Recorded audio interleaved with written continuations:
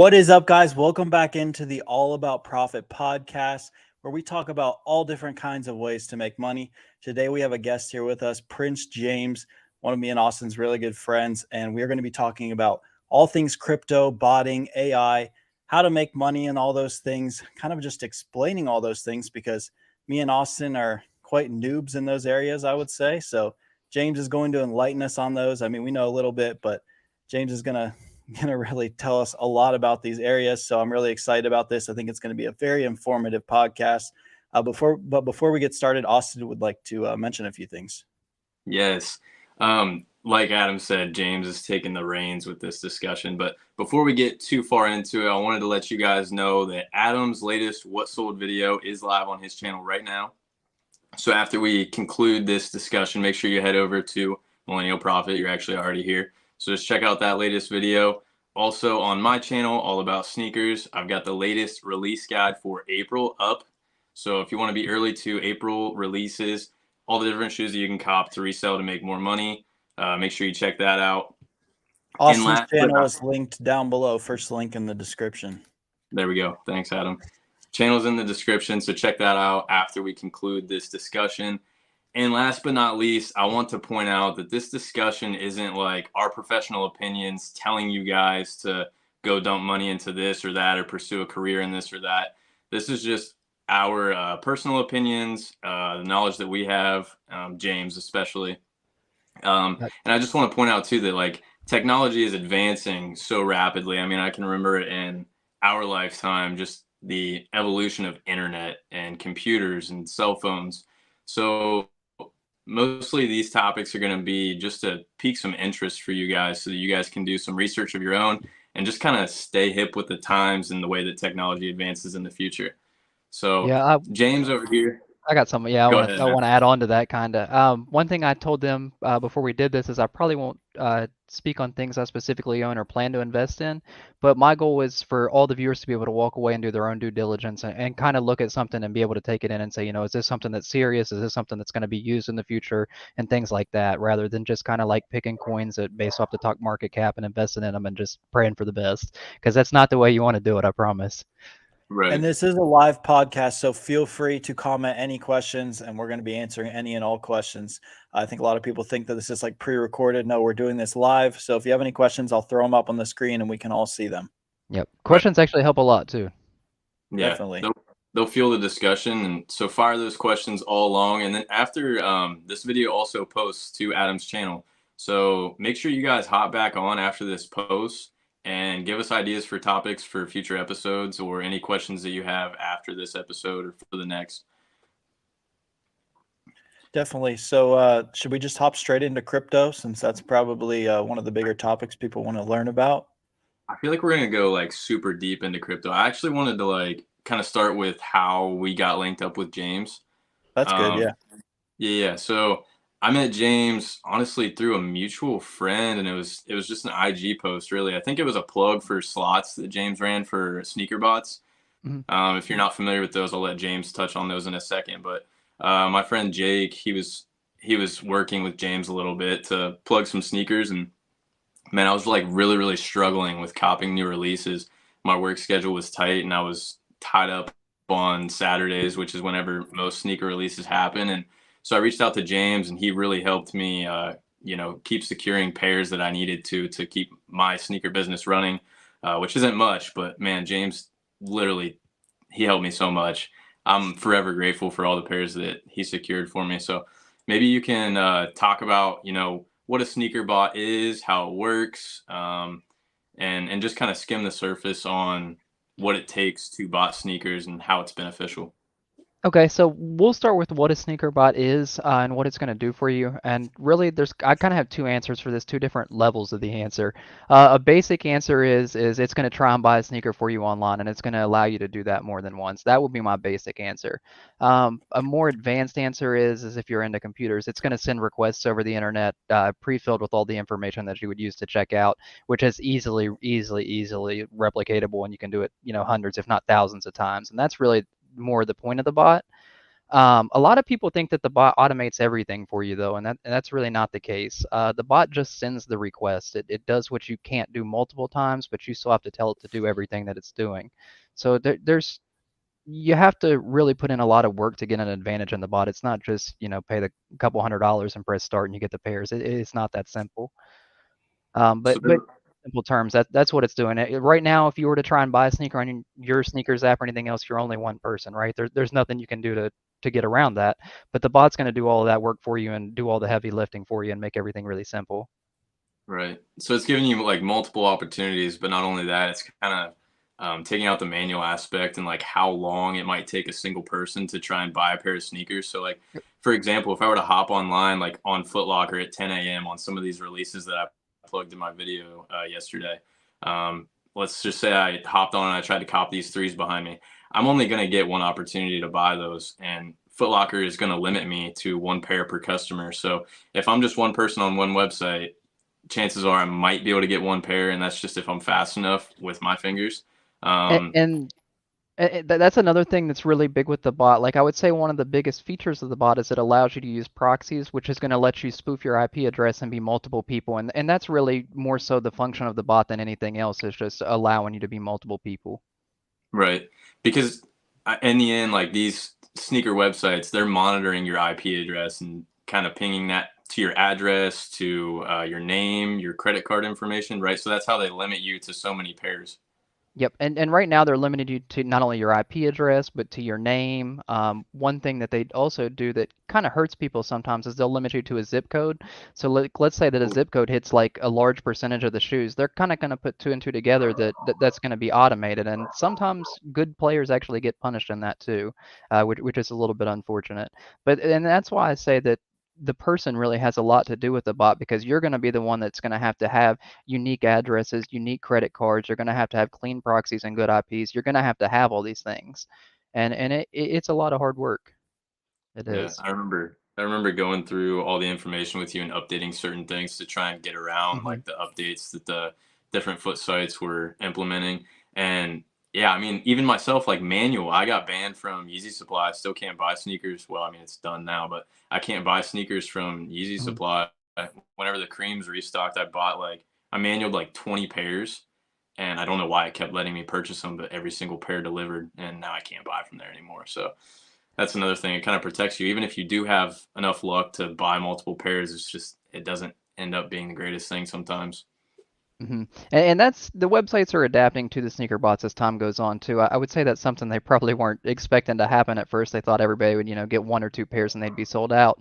And then they see these people hitting these multiple pairs and they're having to kind of work from behind a little bit. And that's how you got away with it probably. And then they banned you. So that's something Right. interesting you see as well, because these sneaker companies act like that, bots just aren't a thing and that it's really easy to combat. And it's not at all. They're growing every day with the industry as well.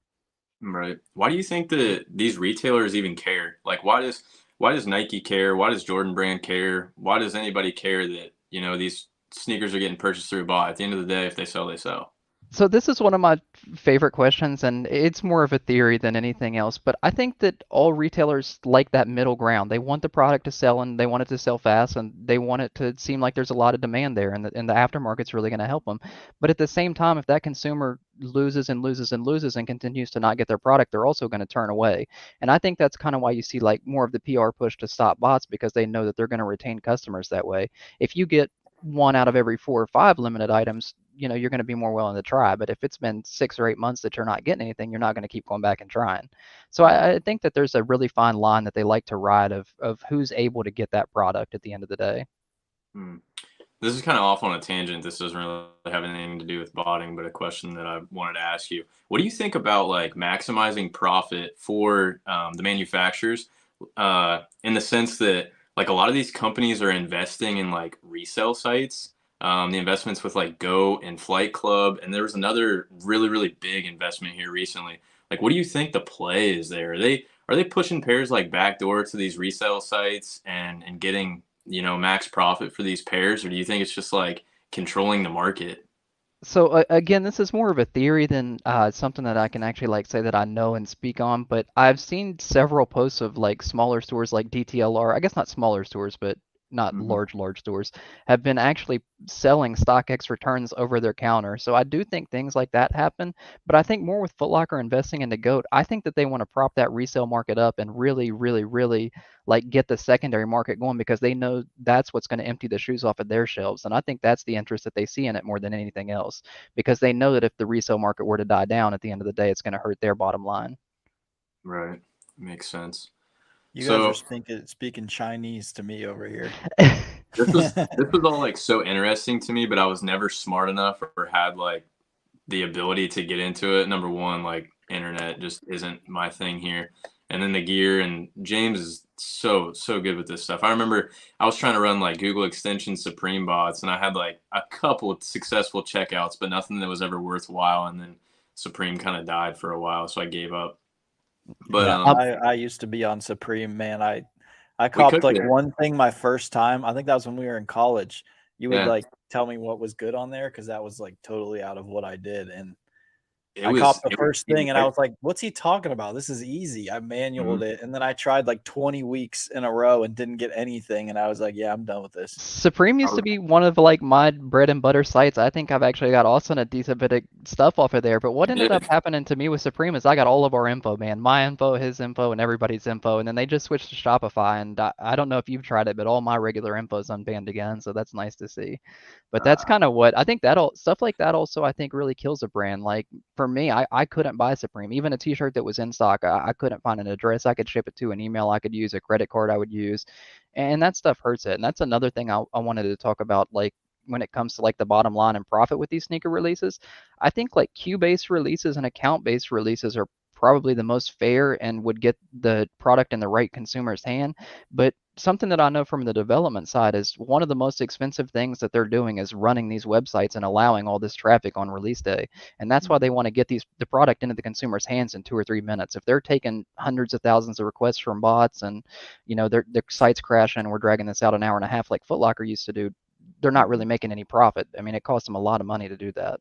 And that's something that I really don't see talked about a lot of places, but that certainly I think has to go in with the way that some of these companies handle their releases and the way that they continue to do it. Right.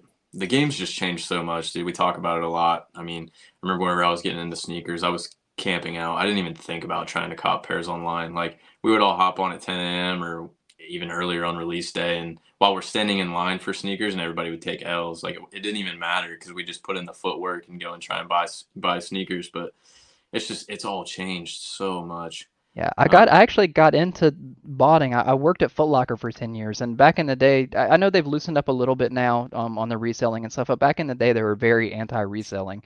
And I worked at a store in West Virginia, so we'd have 12 pair of retros. So you can't even really get away with getting one or two without getting in trouble. So that's kind of what pushed me to online. And at the time, it was really early to online.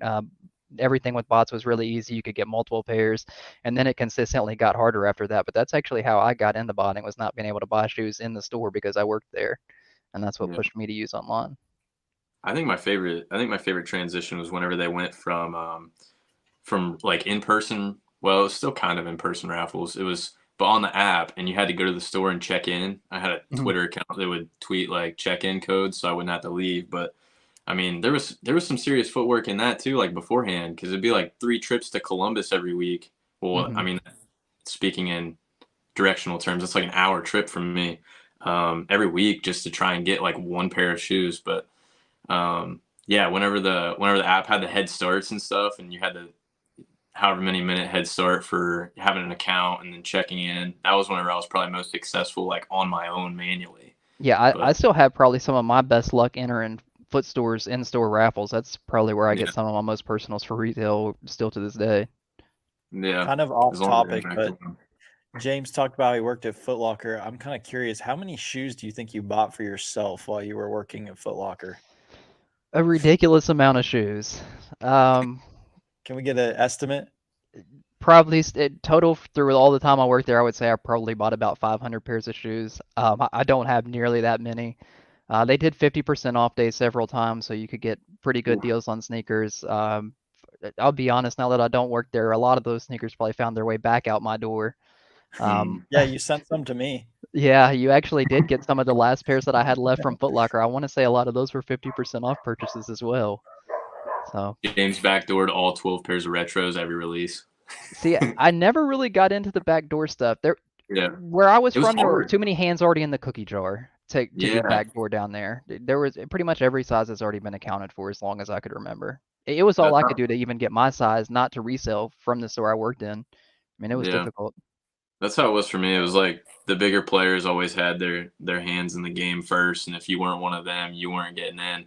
And the Mm. manager turnover was always like terrible. So once you did get in with somebody, it was like they weren't working there a month later, so it wasn't even That's worth it. kind of what ended my stay at Foot Locker. I worked for the same guy for about 9 years, and he was like the greatest manager I've ever had, great person. And then he left the company, and it was downhill from there. Just nothing ever felt the same with the company again after that. So I definitely understand that. It also the releases also kind of hit the fan after that because that's when the lid to the cookie jar was released, and Hmm. it got pretty hectic out there. I'm The, sure. the crypto questions are rolling in, guys. Yeah, I've been We, reading the chat. I haven't ignored the chat, but I figured you were going to re-highlight those when it was Yeah, that's what I a said. better I time to told talk about each one. everyone who's commented crypto stuff, when we get to crypto, we'll get into that. Got a lot of we're getting crypto close. people in here. I can't like not pick James' brain about this sneaker stuff though. This was always intriguing to me whenever I was like waiting behind the scenes and seeing what was going on. I think sometimes like I got just as hype as he did while he was running the bot. Oh, I'm not cutting you off. I'm just saying we're I gonna know. get to your guys' crypto questions. We're definitely we talked Keep it about rolling. talking about XRP, so we're definitely gonna talk a lot about that. I see some questions about that too. Yeah.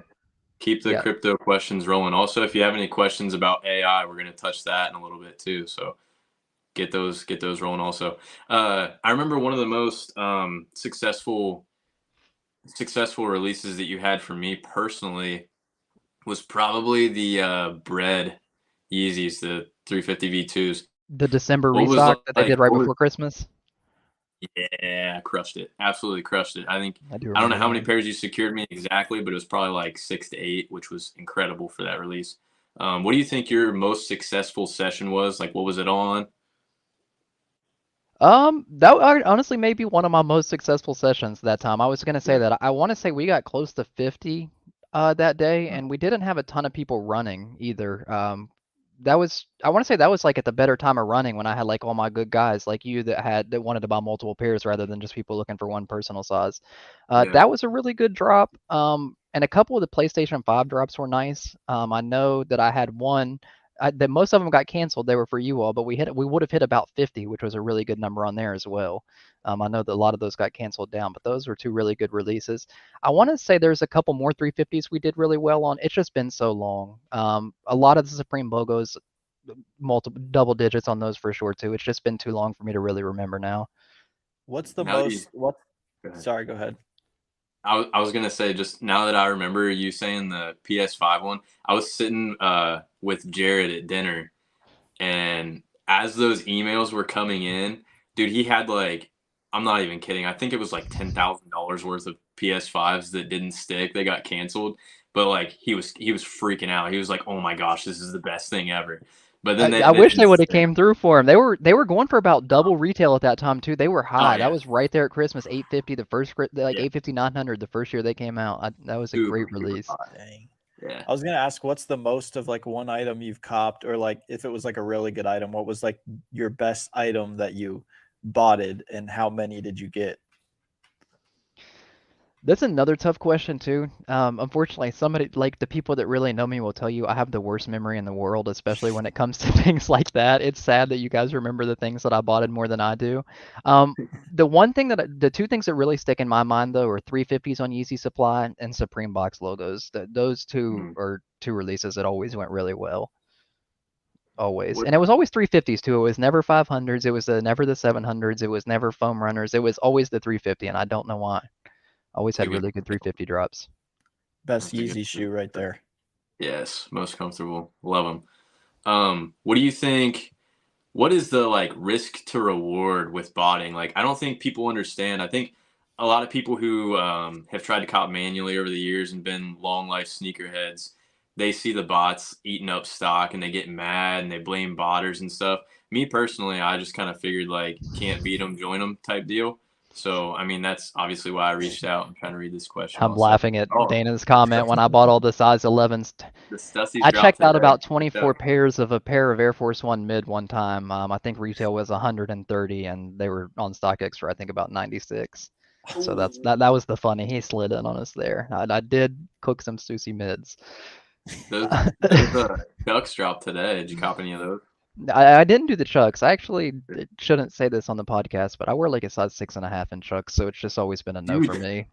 they're huge, bro. I don't understand it. Chucks are huge. I have some CDGs that I was gonna rock to the gym, and I even I think I went down like a full size or a half size from what I normally wear, and they're still like clown shoes on me, dude. I don't get it. I wear an 8.5, 9, and I bought a 7.5, and I'm thinking I'd be fine, and I put them on, and they were like falling off my feet. And I think that was the first and last time I did a pair of Chuck Taylors. I think that That's was what I'm just it for saying, dude. me. It's embarrassing to buy them. That's how I am. That's how I am with these Saya shoes. Like I did that interview with Devlin, and I was like, yeah, I'll probably because he wears a size 8 and he's got bigger feet than I do, but he wears his shoes like super super snug. And he told me what he wore, and I was like, yeah, I normally wear like a 9 in J's, and he was like, you'd probably be an 8 then. And I slid them on, and they were big, dude. I was like, no way am I about to If I wear a kid size, follow then my it's not for pride. me. That's what I'm saying, dude. That's where But I draw the line at. I can't buy Someone kid needs to size. make a shoe brand that size like 8 and Nike is like size 11, so it makes people yeah, think that they To make have me big feel like we feet. have big feet, yes, but we don't make bigger sizes though. It's We only for need to little get guys. on that. I'm telling you, that would be a hit. I don't care if they're ugly. yeah, I'm about it. I don't know if it It'd would be make me good feel for my better or brand. feel worse if I had to wear those though. Well, I wear a size 11 and a half or 12 depending on the brand, so I'd be wearing like 15s in our brand. Yeah, so before we let it go, though, I just want to respond to a question because I feel like it's probably the most important botting question, and that was the risk reward question before I forget this one. Yeah. And there's a lot of risk for very low reward, if you want me to be very honest. And I know throughout like the sneaker botting section, I've probably seemed a little negative, and that's because the last 2 years haven't been as much fun as the first 2 years that I did this. In fact, they've been really difficult. The risk is really high. Just to even be able to just to be completely honest, to buy the things that you need to run the bot and successfully hit and not just throw up a prayer, you're looking at even $90 to get proxies to last you 30 days. You're going to have to pay $50 membership to some bot, and that's saying that you own the key already. That's not having to pay the couple $100 down payment to get the bot. So you're already looking at $150 to turn the thing on. And think about in the last month, like what Nikes and Jordans have released online. You know, Yeezy supplies no more. There's not really been any like really crazy low key flips like that, like things that are limited. The white and green fours didn't drop anywhere that was first come first serve other than sneakers. So where were you going to really make your money at on there? And it's tough. And right now, I know a lot of people are cooking sneakers and running multiple accounts, and those accounts get really expensive as well. And for the first time ever, when I talk about how much money I think it takes to get involved into something, I would tell people that they're better off going to Robinhood and starting a day trading, not a day trading account, but an options trading account with $2,000 than they would be to get a sneaker bot with $2,000 and think they're going to make any serious money with it. Because by the time you get your shoes in 10 days and you've got these, so think about it. If you have proxies for 30 days and you get a shoe shipped in, that's 10 days right there. You're looking at 2 releases a month that money's going to be able to tot up in, and you've got such a high percentage of your money already eaten in fees. It's just the risk reward is tough there, and if you're not a big fish, you're going to have trouble making money in this market in this day and age.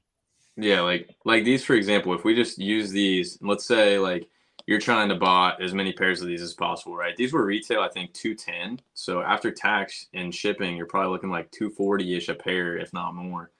And market on the like this is a really, really good sneaker. Like these white cements, black cements in the past, they'll mature up to like $400 or $500, but that might take a lot of time now compared to what it used to. And I mean, resale market on these right now, it's like sub 300. I'm seeing pairs fly around for like 280 to 3 if you're lucky.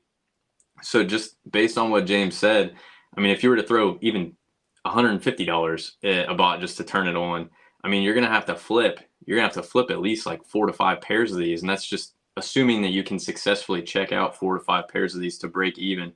And I'm just based on what I've learned from James, even that's not enough. You have to get lucky with the bots that you're buying.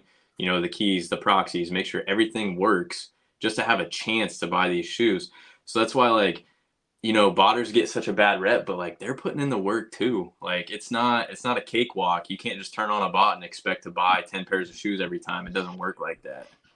And to kind of build onto what you were saying about, saying we're making about $50 a pair per shoe, and that's saying that we're finding the end customer. We're not selling to apps. We're using boutiques. We're making Facebook sales. Like we're really getting top dollar off that sneaker. And the unfortunate reality is a lot of resellers aren't right now. They're selling through eBay. They're selling through StockX, and that's not an issue. But when you come down to a $290 shoe, and then you've paid shipping and taxes on the way, and then shipping and taxes on the way out again, you're not really left with a lot there. And what it ends up being is you're just paying for proxies and stuff like that. And like I said, if you want to get 4 or 5 pairs and you want to make you $50, that's fine, but you've invested $1,250 10 days of your life and woke up at 7 in the morning. I just think that if that's really what you want to do, if you want to start a new hustle, I think that there's other directions you should probably be looking other than a sneaker bot. And for me, for the most part, I'm using a sneaker bot for personal at this point. I'm running one task with no proxies. It's not costing me anything, and I'm entering for my size, and that's all. I'd take their $2,000 and buy a bunch of Crocs and undies, but that's just my model. Yeah, they're way better than sneaker botting. $4,000.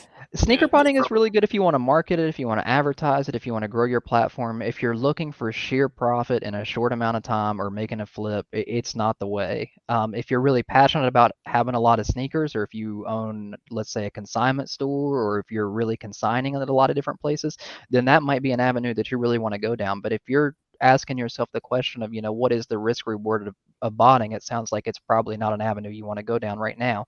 And with that being said, it's like everything else. There is ups and downs in sneaker botting, and it will be good again sometime soon. Everybody will quit, and there will be that release that's really profitable, and nobody wakes up at 7 in the morning to run. And if you're there, you're going to get a lot of pairs, and it will happen again. Just when is that going to be consistent again is really the issue there. Yeah. So at this point, are the L's going to add up more than the W's? The L's are going to add up way more than the W's. I would say I have 3 times the amount of L's as W's over a 4-year period of doing this. Definitely more L's than W's. But the W's outweigh the L's. You got to think everything you're going for is a home run pretty much. So just that one W will carry you a long way. Yeah. Morally too. Yeah, morally as well. That's another thing that keeps me going. It's really fun. It is. Getting a check out and just knowing that you hit that sneaker, it's a thrill. I would guess so. Nothing beats manualing something either on that.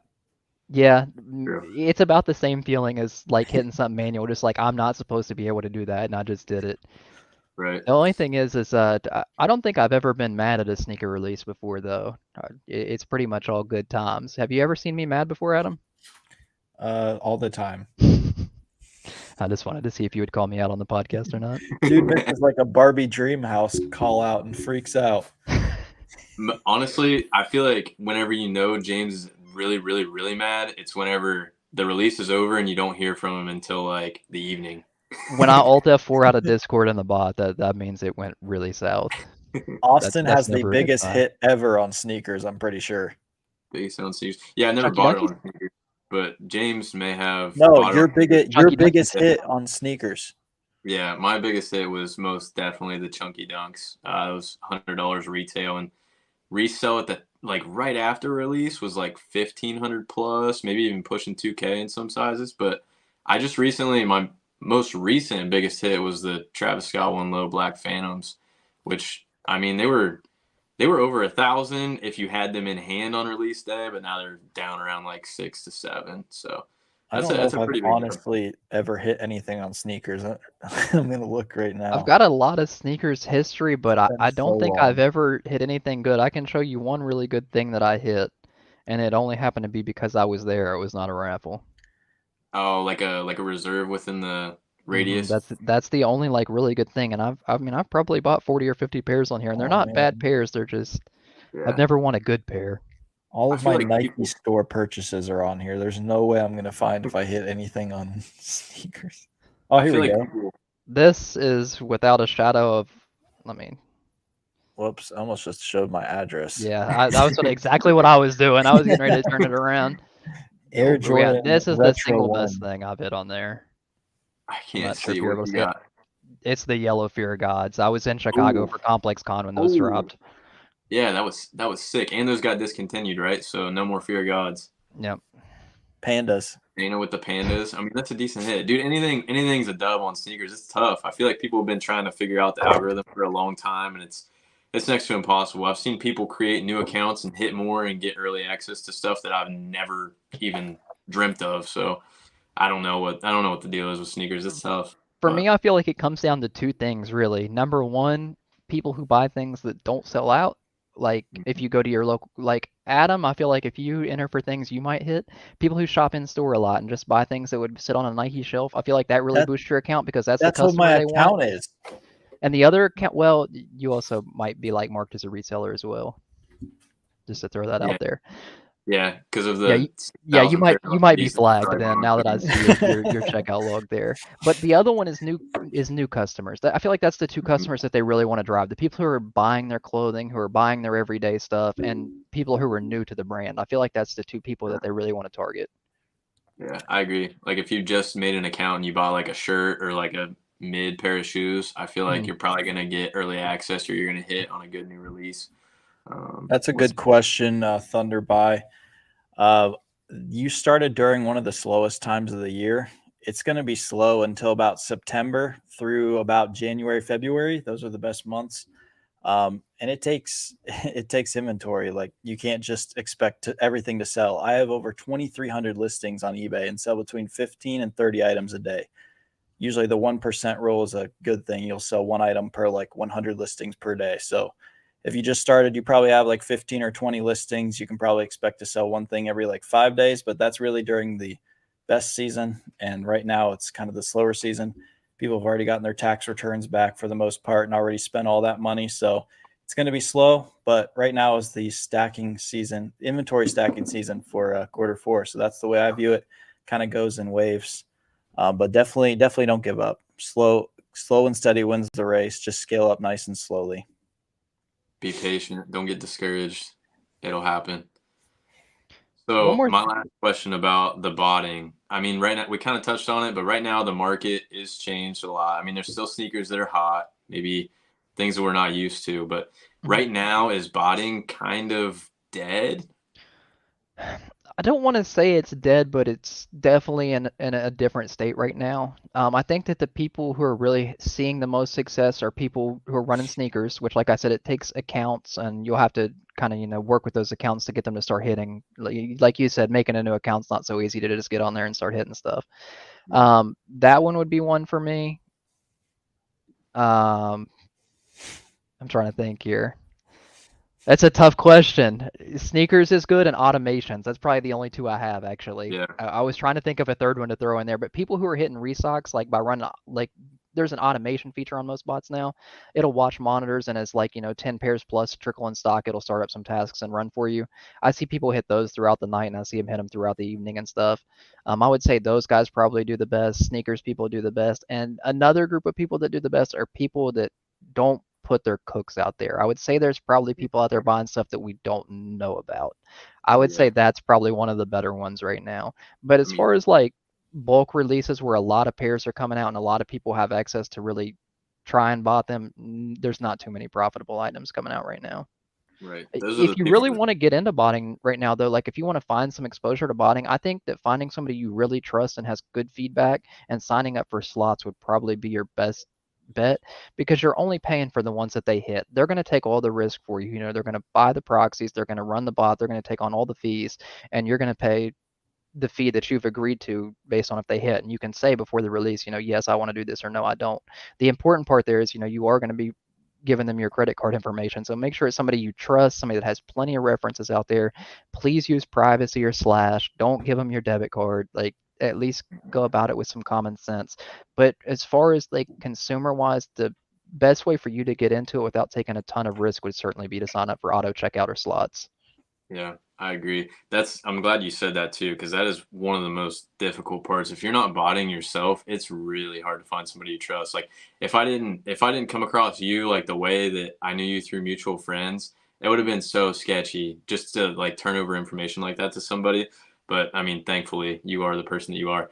And you I will helped say me that so much. I've never had anybody run my info before. I don't even know somebody that I would trust to run a bot for me. And I Yeah. guess because I never ventured out where I've always ran one, but even people I've met through this, I don't really, other than people in bread and butter, I wouldn't give my debit card over to anybody to run for me. Yeah. No way. James has a lot of my info too. And we Not wonder. anymore. I've James actually had my got rid of the entire bot vault. I've actually cleared most of that stuff out now. I've kind of thrown in the towel a little bit, sadly. Just hanging on. James Mhm. provides our own encryption. Missed opportunity. Another thing that you said too before we wrap up the botting is the people that real G's moving silence like lasagna, right? So like the dudes that are posting their 100 pair cooks, they're the ones that are getting caught and they're getting lawsuits, man. Like it's a serious thing, whether they're backdooring or whether they're botting. Most of it was backdooring, if they're posting their flex photos. But so do you think like, or I guess better question, with your experience, what kind of skin do you think that these big companies have in the game? Like what kind of money do you think like Yeezy Mafia and some of these other huge botting services were throwing down to try and get the success that they were? I can't really speak directly like on Yeezy Mafia or somebody like that because I don't know the size of their operation. Yeah. Even me from my hometown in West Virginia, I know people that have bought slots through Yeezy Mafia without like me recommending it, just have come to me and said that that's where they purchased from. So I know they Mhm. have a large platform. I know people who were on just a regular Saturday for 350 spending upwards of $7,500 to $8,000 on releases. So I couldn't imagine what a provider like that spends. And these people are taking that and they're running probably 20, 25 copies of a bot. They're probably running, 200 ISP proxies per bot, which is going to run you $125. They're probably running 10, 20 gigabytes of residential at least per bot, which is going to run you another $100. So these people are running, $200 and $300 per bot and cranking out 10, 15, 20, 25 instances of that. And it gets really expensive. So then why like with that type of capital and that type of like scaled service, why are they even running the service? Like I talked with you about this a little bit. Why are they even running that service? Why can't they I understand like they need different addresses, they need different proxies, they need all that. So that would be exhausting. But why don't they just like throw 100 grand at a release and try and maximize their profits rather than running the services for 10, 20 bucks? Because they're refunding if the slot's not successful, right? So what if they take an L, then the risk is even more. It's even worse than having no reward if you're running for everyone else and not yourself. So I've thought about this a lot in my own time because I'm one of those people that the math has to make sense and I need to know where the money's coming from and it has to make sense to me. And I think about this all the time and the only thing I can figure is that one of the important parts of botting they're getting for free or they're losing money. And with that being said, they either know someone who owns a bot and has created one and they're generating keys for them for free. They work somewhere like in some type of database where they have access to proxies in large numbers at a very low cost. They have tons of Amazon credits, people using, free Amazon credits. There's all kinds of, I don't want to say scams, but illegal methods of getting Amazon credits out there. And these guys are getting those for cheap. And then the rest of them, I think they're probably just losing money. They just want to post the pictures of their shoes and stuff. But I don't want to necessarily attack everybody either. I think that there's certainly people making profit. I think certain people probably can cut corners and save money on what costs the most, and that's what like kind of pushes them to do that. But a large portion of them, I think, are running it at a loss just kind of for the marketing and the attention from it. Yeah. Like you said, I feel like probably the most successful ones are probably running like a mid-grade bot and you'll never hear about them. Yeah. Another thing too, seen with my own eyes, and I know they exist. There's bots that people that are developers build for themselves, and they never sell them. They never market them. They don't work on like Foot Locker, Shopify, things that you see, but that random mom and pop store in another country or in a random state that just has their own website. It supports that, and they clear stock, and that's what they do. They did that with the PS5. I saw all kinds of electronic stores getting drained. I saw all kinds of crazy things going with that. All it takes is somebody who is not even a little bit smarter, a lot of bit smarter than the average person to take apart an existing bot, find a way to bypass queues, bypass checkouts and stuff like that, add it to existing bot that they've pretty much stolen, and then, spin it up and they have the bypass plus the bot. Stuff like that definitely happens. Yeah. It's not as talked about and you won't see it as often, but it definitely goes on.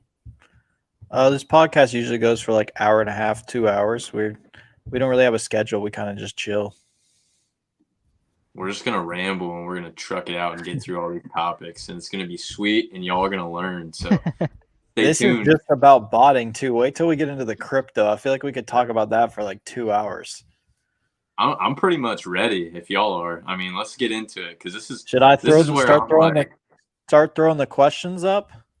Yeah, Yeah, let's actually, yeah. now would be a good time, honestly, to go ahead and get all the way caught up on the questions just to make sure the people that asked them are still Yeah. here. Good Mhm. call. All right. Can you Wow. explain the life of XRP up to this point? So for this one, I'm gonna sadly deflect a little bit. I can tell you a little bit about XRP, but not like explaining the life of XRP, and I'll give you like 2 reasons why, really. Number one, XRP is used, it's like a banking coin. What they want to do is they want to open like liquidity and, like global banking to more markets, like across the world and places that are underserved and stuff like that. That's what kind of how it came to be. It's actually one of the things we have on our list to talk about today is XRP and XLM. They're very similar. The co-founder of XRP actually started XLM. XRP is right now going through a lawsuit with the SEC. They're saying that it's a currency. The SEC is saying that it's a security. And that's kind of why there's been like a lot of speculative price action on it. It's why the price went down so far, and it's now why it's back to the number 6 market cap. But as far as its functionality, I actually can't tell you anything about XRP other than that it's in a massive SEC case. I'm not saying that there is no use out there, but I'm going to guarantee you about 90% of other people, that's probably all they can tell you about it as well. So really, I we're am trying an to find out. XRP stan. You like You like XRP? Yeah, just because I was in it at like 25 cents. And then it shot up close to like $1 and I should have sold it, but I didn't. So to clarify though, so like the SEC, obviously that's government, that's real stuff. We're not just talking about like crypto that's unregulated. So Yep, really, we're Securities and waiting to Exchange Commission. we're waiting to see if Southeastern the Conference. the SEC. We're talking LSU here. Really, we're waiting to see if the SEC will recognize it as currency, like actual like dollar bill, rather than an investment, like a stock. So just like in layman's terms, there's one of 2 outcomes that's going to come from this.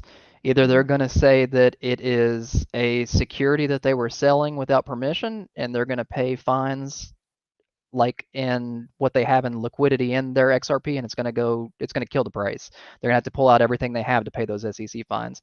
Or on the inverse side of this, what they can say is that, okay, it is a currency and we're not going to take anything out of that. And it's going to give it like the biggest press run in the world, and it's going to pump really hard. It's going to be all over Twitter, all over Reddit, all over everything. And it's going to give it some really positive price action.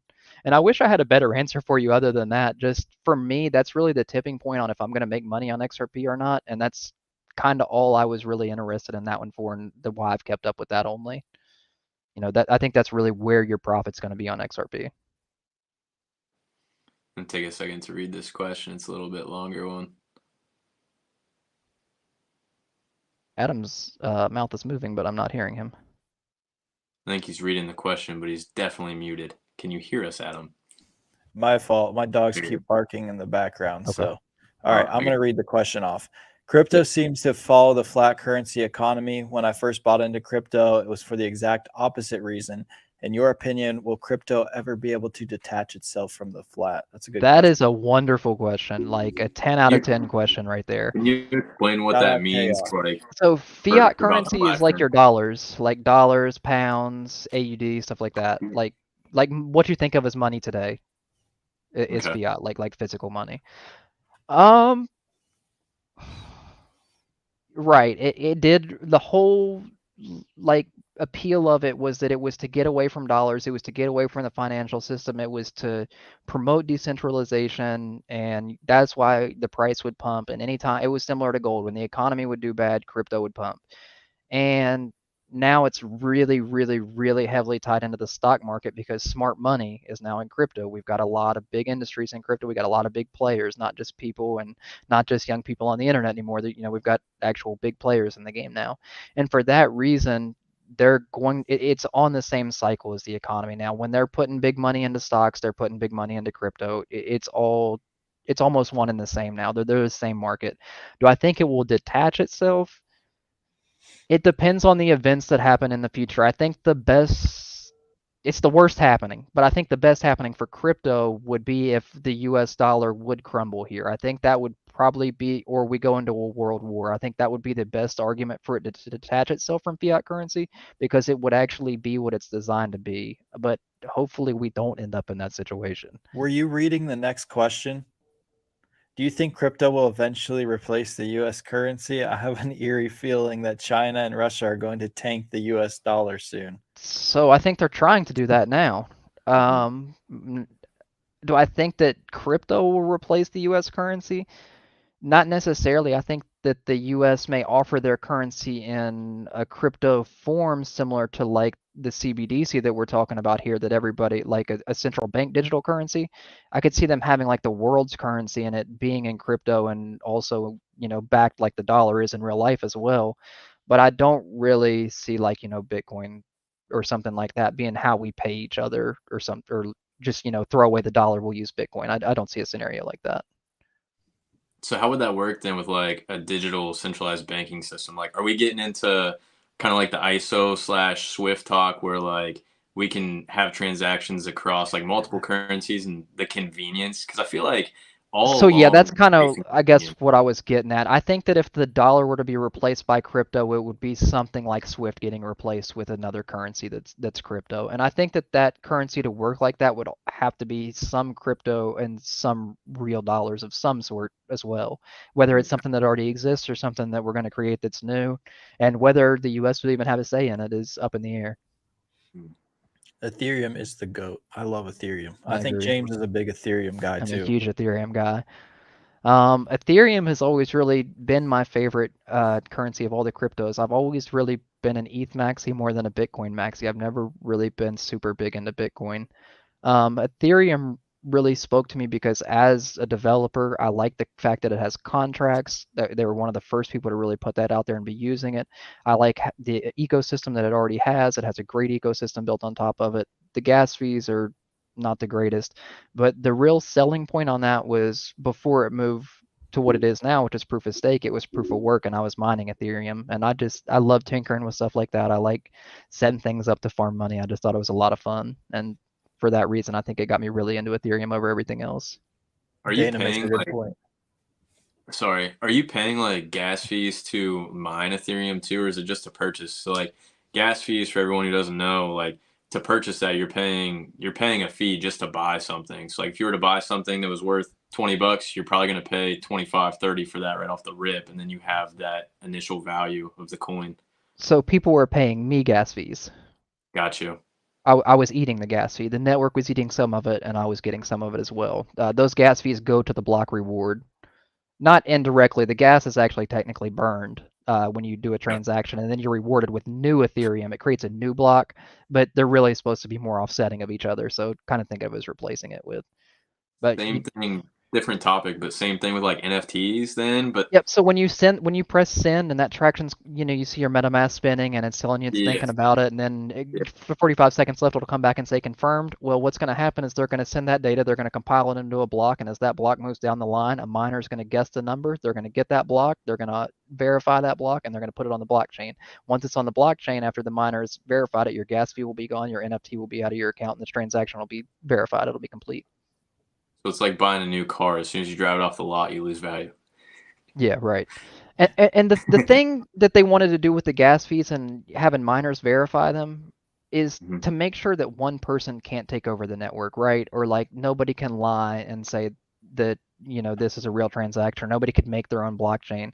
So you got to think, I have one miner with 12 rigs. There's millions and millions and millions of GPUs out there. What's the chance that I'm really going to get this block, the next block, the block after it, the block after it? There's just no possible way. The only Mhm. way that you could take over the network and make a lie like that is if you own 50% of the network. I challenge anyone in the world to go out there and buy and assemble the GPUs to get half the power that's on the Ethereum network. You're just not going to get there. It's just not doable. And that's why they do that. But unfortunately, that eats electricity, which a lot of people have been talking about recently. And that's kind of a big reason that they went to proof of stake. It doesn't eat as much electricity. It's not as bad on the environment anymore. Yeah, try and touch on like the risk versus reward for that. So it sounds like you have experience mining crypto, and what crypto have you like mined personally, and what does that look like? What's it take to do that? Okay, so I have everything behind me. I'll actually show everybody a little something. I don't have any miners put together right now. I'm not mining anything at the current moment. There's a lot of risk with mining. There's a lot of ups and downs with mining. And right now, it's like sort of a global crackdown on people don't want you to continue trading electricity for coins. They don't. people don't like mining. The only really big coin that is still mineable is Bitcoin, as far as like proof of work. There's other proof of work things, but you're going to pay more for the electricity than you're going to get for the coin that you receive. So you're going to be running that as a loss, which is why I've completely unhooked everything after Ethereum. There's just nothing profitable. And to get into mining Bitcoin, the computers are ASIC chips at this point, and they're so big, they're so expensive. It's going to cost you $8,000-$10,000 minimum to even get your foot in the door in Bitcoin, and that's just with a single miner. I thought Bitcoin was completely mined, or is it like close to being completely mined? They say close, but it's a good while away. We're like in the last half of the coins, but there's not as many coins being mined as there was at the beginning. I thought we were like scraping the bottom of the barrel. 2,140 maybe is the last Bitcoin mine. I'm not I didn't Google that. I don't know off the top of my head, but I think it's 2,140 will be the last Bitcoin that'll be mined. So we still got a good ways. We won't see it. Can we like pan to just James for a sec so we can see like his setup and what he's mining and what kind of We'll gear just take him away. Yeah. So currently I actually don't have any miners set up, but what I do have is one of the frames that like the last frame that I was using. I'll go over here and turn on the light as well so you guys can see. Oh, he's got the headset so we can hear him all the way over there too. Yeah. Oh. Look at those shoes. Collecting. Sheesh, display boxes. This right here is a AAA Wave 12 GPU miner. It's built for a motherboard to go down here at the bottom. I don't know if you can see that, but there's a lot of screws down here in the bottom. You smack your motherboard in here. This one was running, I want to say, an ASRock 110 that holds 13 GPUs. So you put 6 across this top bar, and I have both the bars on the top actually for storage, but you drop one of these bars down, you can get 6 here, and you get 6 here. And then, what's the capability of that while you're running it? I'm going to show all the parts, and then I'll talk about how much each part costs and about how much money it's going to generate, how much electricity it does, and everything like that. These are power cables that will go to each GPU, so you see it's kind of a mess. These things are definitely not attractive once hooked up. They're extremely large. And then we use like enterprise level. This is for a server power supply. These are the power supplies that go to them. So all in all, you've got about $100 power supply, $100 frame. You're probably looking about 300 on the motherboard. At one point in time, they were closer to 1,000 or 1,500 when mining was very, very profitable. But mining parts kind of are based off how much profit you're going to generate when you're mining at the time. So all the parts are pretty cheap right now.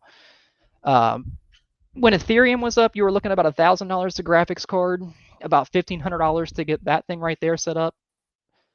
So what are we looking at? Probably about $17,000 to get that set up, and it would make you about $200 a day. Just to put you some numbers on a miner. I mean, $200 a day though is like a very, very livable wage. Like that's pretty good if that's consistent. Big initial that's another part. Some days are better than others. It was consistent for years though. Yeah. It was consistent for years. It had to have been more profitable than helium mining. That's all I'm saying. I actually just brought these two guys over here. There we go. This was another miner that we did. Some of you guys may be familiar with the helium miners. A lot of you guys probably are. This is a LoRaWAN miner, which is a little bit different than those. It is proof of work just like those, but these take much less electricity. These were a great network at one time, but they oversold and killed their network. Completely destroyed their network. So those were just plug and play. Like me and Austin even were able to figure those out. This is what I would consider as the best starting miner for someone who wants to get into mining. This was the single best thing you could have bought at that time if you were able to get one. Now it is probably the worst piece that I've ever bought in mining history. And what was so those had like cook value too. We were flipping those just they were retail. The gold was about 1,000 to 1,200, and the black was between like 700 and 900 at first. And if you hooked it up when we first got them, I know I made my money back for all the units that I purchased. I also held quite a bit of tokens past making my money back and did not make very much money off those tokens. I want to say I had about $400 left, and it's worth like 60 now. Yeah. Can you switch what coins those mine? No, they only mine helium. Okay. What you could have done though, What you could have done though is swap the helium for another crypto, like just send it to an exchange. You know, if you have $100 worth of helium, get $100 of Ethereum. You could have done that. I think everybody just really, me myself for sure, I just trusted in the network. I didn't think $100 of Ethereum would have been worth the swap. I thought it was just the risk reward was there for me. Once I got enough to pay off my unit, I paid off my unit. I paid myself back, and then I just let it farm after that. It got to the point though that mine aren't even finding other ones in my city. I don't know if people have taken them down or what's going on, but I've completely put the plug on mine. I bought two of those things, and I traded one for a Xbox Series X Halo Edition, which at the time was an awful trade because the miner was going for like 1,200 and the Xbox tanked to like 700. But then the Xbox went back over the last year, and I sold it for $1,000. So I definitely made the better trade there, and I made my money on it. But I probably made a good like $32 off of my helium miner. So no one really set them up around me. Yeah, I just saw Dana's comment down here. He said that the miners switched to Sol. I saw that they were talking about going to Solana, but I didn't know they were already there. So that's actually pretty interesting. You like Sol, don't you? I also like Solana. Solana is another one of the coins that I really enjoy. I like coins with ecosystem. So you're So plugging your helium miners back in. Mine's paid plug in. I make maybe. like a penny a week. Then probably not. I like anything with a good ecosystem. I don't like that Solana can be turned on and off and it's not super decentralized, but I like how many developers are already there and how many things are built on top of it. I see all kinds of people say they're going to make a coin with smart contracts and then they come out. We had a really, really good example of that, Cardano. The smart contracts were supposed to be really exciting and the prices had nothing but negative action since then. I'm sure there's decent Cardano apps out there. I can't name one thing I've ever wanted to do on Cardano. There's not one app out there I want to use. There's been no NFTs out there. It's difficult. And I think that's one of the things that really Ethereum and Solana have going for them. You have OpenSea, you have Magic Eden, you have all these things out there already. So is it like the accessibility that makes a coin valuable at this point? You've been mentioning like contracts and whatnot and how good the contracts are. Can you explain that?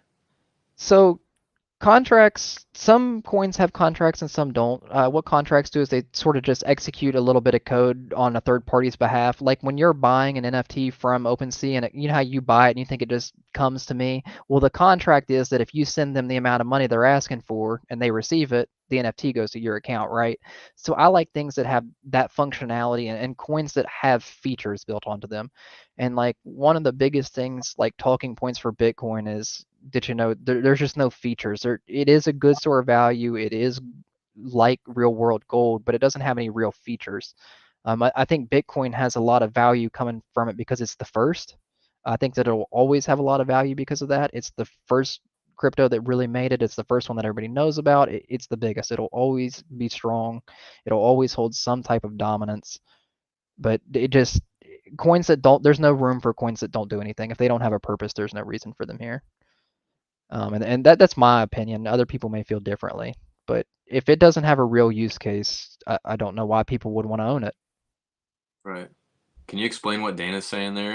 Looks Yeah, I like was gonna say I know about wax as in like cards, but I don't know what that means. So Wax is a great one. Wax is actually one of the better implementations of NFTs, like actually in real life that I know of, like one of the only really respectable ones. It's like one thing, me being a big crypto person, that I get a lot of flack about is I'm not an NFT guy at all. I don't hate NFTs. I think that some NFTs have value. There's certain things that I would want to be a part of, but the overall idea is just not where the direction that I think that the technology needs to go. Wax is great. I've seen Hot Wheels. Have you ever seen the Funko NFTs before? Mm-hmm. It's the currency that they use to buy and sell those. So Gotcha. it has a really good use for me. You can offer people wax, you can hold your wax. Wax has, a price that you can look at on a chart like everything else. It goes up and down. So people who had their wax from before and held it could really make a good profit as Funko continues putting these NFTs and stuff out. Another thing that is good, I transfer wax, I buy the NFT I want, or I sell the NFT I want. I send that wax to an exchange and I can convert it to Ethereum, USD, whatever I need to convert it to. And those are the coins that are really interesting to me, that have their own ecosystem, that really have a purpose, that really have a reason to do something. What do you think about the services that they offer, like you purchasing a piece of a physical item that's held at like a third party place. Like I saw like some super valuable like auto cards and just like memorabilia that you could buy like a percentage of and hold that. So I love it and I hate that one, and I'll tell you why. I like it because it's an implementation of crypto in the real world. I hate it because the point that it's solving is the opposite of crypto. If we want all of my money and my ownership tied up on chain, but that item is not protected or on chain, it's held in the real world, and I'm depending on this third party to protect it and have it.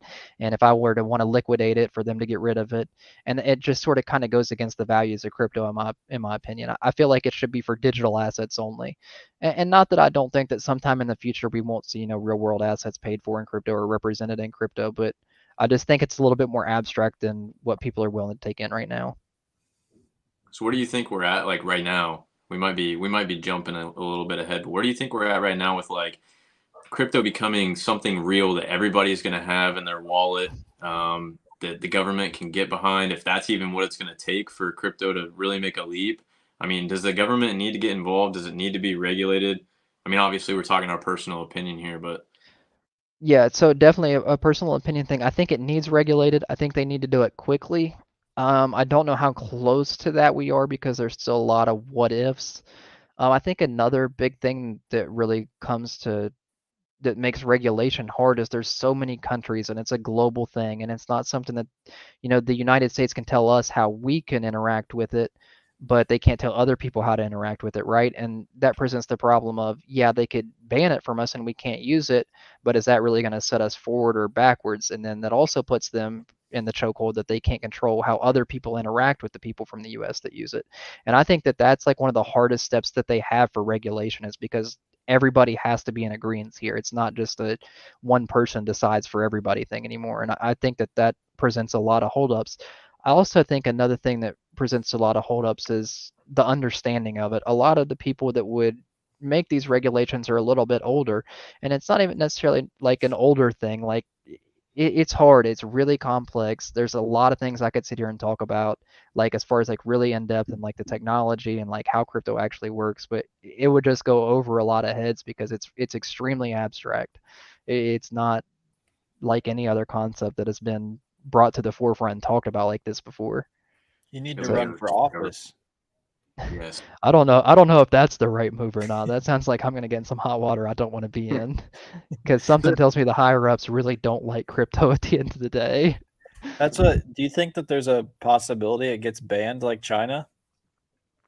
Like if they just can't figure it out? Um, no. I also think so. I've seen the news over the years about like crypto and stuff being banned in China. And I've heard like conflicting stories on like how true that really is, like as far as like them cracking down on it, and are people really like not owning crypto or like not interacting with it. I know the biggest exchange in the world is from China, Binance. So I really don't know. Obviously, I'm not there, so I don't know how true that stuff is. I couldn't see them doing that because telling their people that they couldn't partake in one of the best performing asset classes over the last decade isn't really in the interest of China, in my opinion. Just as it wouldn't be in the interest of the United States. If they were to, like right now, the CFTC has this case open with Binance, and everybody's saying that Binance is going to become insolvent and they're going to go out of business. I just don't see what interest a trade commission would have in putting a big player like Binance that so many people have so many dollars in. I just don't see what their motive would be, and that's why I think that with the whole Binance case, it's going to end up coming down. They're going to pay a hefty fee, but they're not going to stop doing what they're doing. I mean, they're not going to disappear. You're not going to lose your crypto. I just think too many people would be negatively impacted for something like that to happen. Real estate title companies to prove ownerships on the blockchain. I feel like there's a lot that could be done on the blockchain. That's cool if I'm reading that right, because Yeah. at that point it's like an auditor site for everything. At least that's the way I'm reading that. It'd be like an auditor site where you could see ownership of anything, anywhere, at any time. That'd be kind of sweet. That's some of the best. Like that's some of the the ways that I think that it'll be used in the future. I don't think that they'll be called NFTs, but I think something kind of like the idea that Dana just brought up will be like how NFTs would actually be implemented. As far as the technology of what's going on now, will be the same thing, but instead of like a silly giraffe picture, it's going to be your house title and it's going to be verifiable. And there's going to be other places you can go, like where you would go to like the courthouse or DMV and do like actual legal things you need to do. You just pull out your little QR code and they know where you live. They've got your information. I think it'll be used like that more than like some of the other ways. Yeah. Taxing it. That's what they're going to end up doing. Yep. Yeah, more than likely. So it sounds like, from a spectator standpoint, we're really trying to like recreate almost precious metals in like a digital currency form and have it be convenient enough for people all over the world to touch it and use it. Yep, and the same thing that I said on the same with the regulation too. Like even like as you were saying it, it's the first thought that comes to my head. Like, yeah, we want to do the CBDC, but who does it? Oh, who's in charge? Who takes Yeah. control? I think it's going to be a really, really hard one. And also on the comment that you pulled up just now, the thoughts on Doge. No to the Doge. Give it quick, Did you get baby. in Let's on go. Did you get in on the Doge party like a year ago when Elon was tweeting about it? Because I did. I bought like $50 of Doge one time when it went down quite a bit, and I saw like the Twitter chat stop because I knew there might be another Elon Musk moment, but that's all the Dogeurship I've ever really owned. I'm I not got really it into for the like meme coins I got personally. it for like a penny and a half, and then sold it at like 40 cents. Yeah, I avoid the meme coins at all times just because, like I said when we got in here, I want to teach other people to do their due diligence and stuff. I'm just not doing you any help by recommending you to buy Doge or Shiba. It's super risky. I'm not saying you can't make money. There's certainly people who bought it at the right time. It's just, it's not worth the risk, in my opinion. And what kind of person am I to tell you to go out there and buy those and that those are legitimate cryptos? I guess that's Who kind of where I stand on them. who But needs I a don't judge you if you 401 do that. Who needs a 401k when we have Doge? I have people who honestly believe that and have tried to argue this point with me for multiple days. Oh my I've God. given up. It's not What- terrible though. People made a lot of money on it. Another thing I want to say like about crypto too before we really, really, really go farther into this is a lot of the people that you see that are really rich off crypto or like have a lot of money, either A, they've been here a really long time, or B, they're using leverage of some type and they're not just holding. I know everybody says hodl and all this, and like it's become the big Reddit thing and the Twitter thing. That's people telling that because they don't want you to continue selling. It's going to be more coins that aren't going back over the market. It's not going to affect the volume. Any coin that gets bought is going to help drive the price up if everybody holds, and they know that. What you should be doing is taking profits. You should absolutely take profits. If you want a leverage trade, you would find out that these small jumps, Ethereum going from 1500 to 1750 is a lot better than trying to hold it from 1500 thinking it's going to go to 20,000 next year because it's not going to. And that's like probably my best crypto advice I could give you is these people that you see really making a lot of money are not doing vanilla trading or like buying and holding. Like there's a lot more going on behind the scenes. They're not just like putting $100 back here and there and holding it. Not that that's not a bad strategy, but just it's not what some of the people are doing today. And they try I'm to with make it seem Matt. that way, and it's not the case. I'm with Matt. Hodl to the moon. Dude, I just always was curious if these crypto nerds just couldn't spell hold and it was just like a big troll, but It's I a don't even copy pasta from somewhere. At one point, I knew the origin story, but I don't anymore. it's Somebody had like all the accidentally said it somewhere. it's like all these cryptos have like Call of Duty clan tags too. I don't really understand. Like how does Ripple get XRP? That's another good one. I don't know because there's a lot of coins that are just way away from what their thing is, and I don't know what that is. Like what made them do that.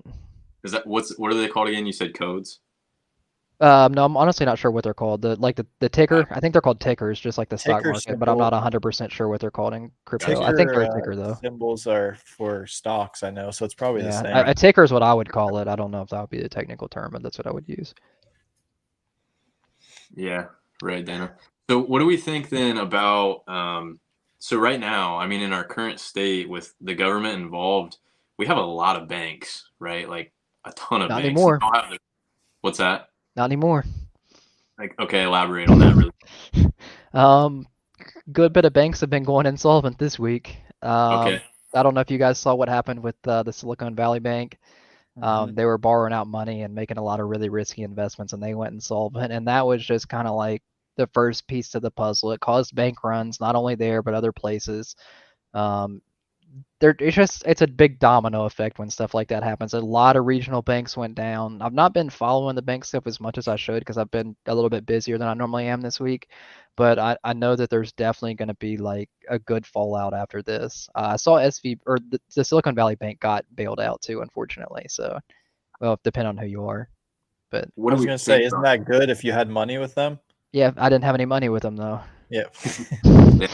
On the flip side of things, whenever you're investing in a ton of crypto, you kind of not wish for it. But so what do we think about that though in terms of crypto? Like if this stuff gets regulated and it's really that convenient to transfer money one way or another. I mean, right now, if you were to walk into a bank, let's say you have like $100,000 in the bank, okay, you can't just go and get that $100,000. It doesn't work like that. You gotta fill And out so forms, come back another time. let's rewind a little bit too, because like sometimes I understand a lot of these things, but I don't normally get asked about crypto very like I don't get a chance to like have these talks. That's why I'm so excited to be on Yeah, here. go But giddy up. nobody ever asks me these things. Um, I lost my train of thought even. I got so excited there. Sorry. Um, what was the conversation again? Go back. Oh, uh, I was bank. going way back. That's what XRP wants to be in XLM. That's what Stellar Lumens want to be. They want to become the currency that banks use to transfer money between each other. That's the Gotcha. problem that they're out to solve. That's why I said I wanted to go back and say something that we talked about earlier. So can that only flourish then if we do keep like some sort of banking system then? Like what's I guess I don't understand really like what the future looks like if we become like if the government gets involved with cryptocurrency and it becomes something that like everyone has in a wallet on their phone. Like I get that the convenience is like it could be stellar, but I mean there's got to be some drawbacks to it too. Yeah, there you Um, go. Little coin reference. Maybe a little bit. Um, the drawbacks that I would have to say with like the regulation and stuff, the CBDC is not going to be like a chain that we can look at and everything's going to be visible to us, like everything that we know in crypto now.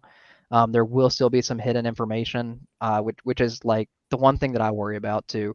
Are they going to do the same things that they do with the dollar and everything else in the digital currency, which defeats the whole purpose of doing it?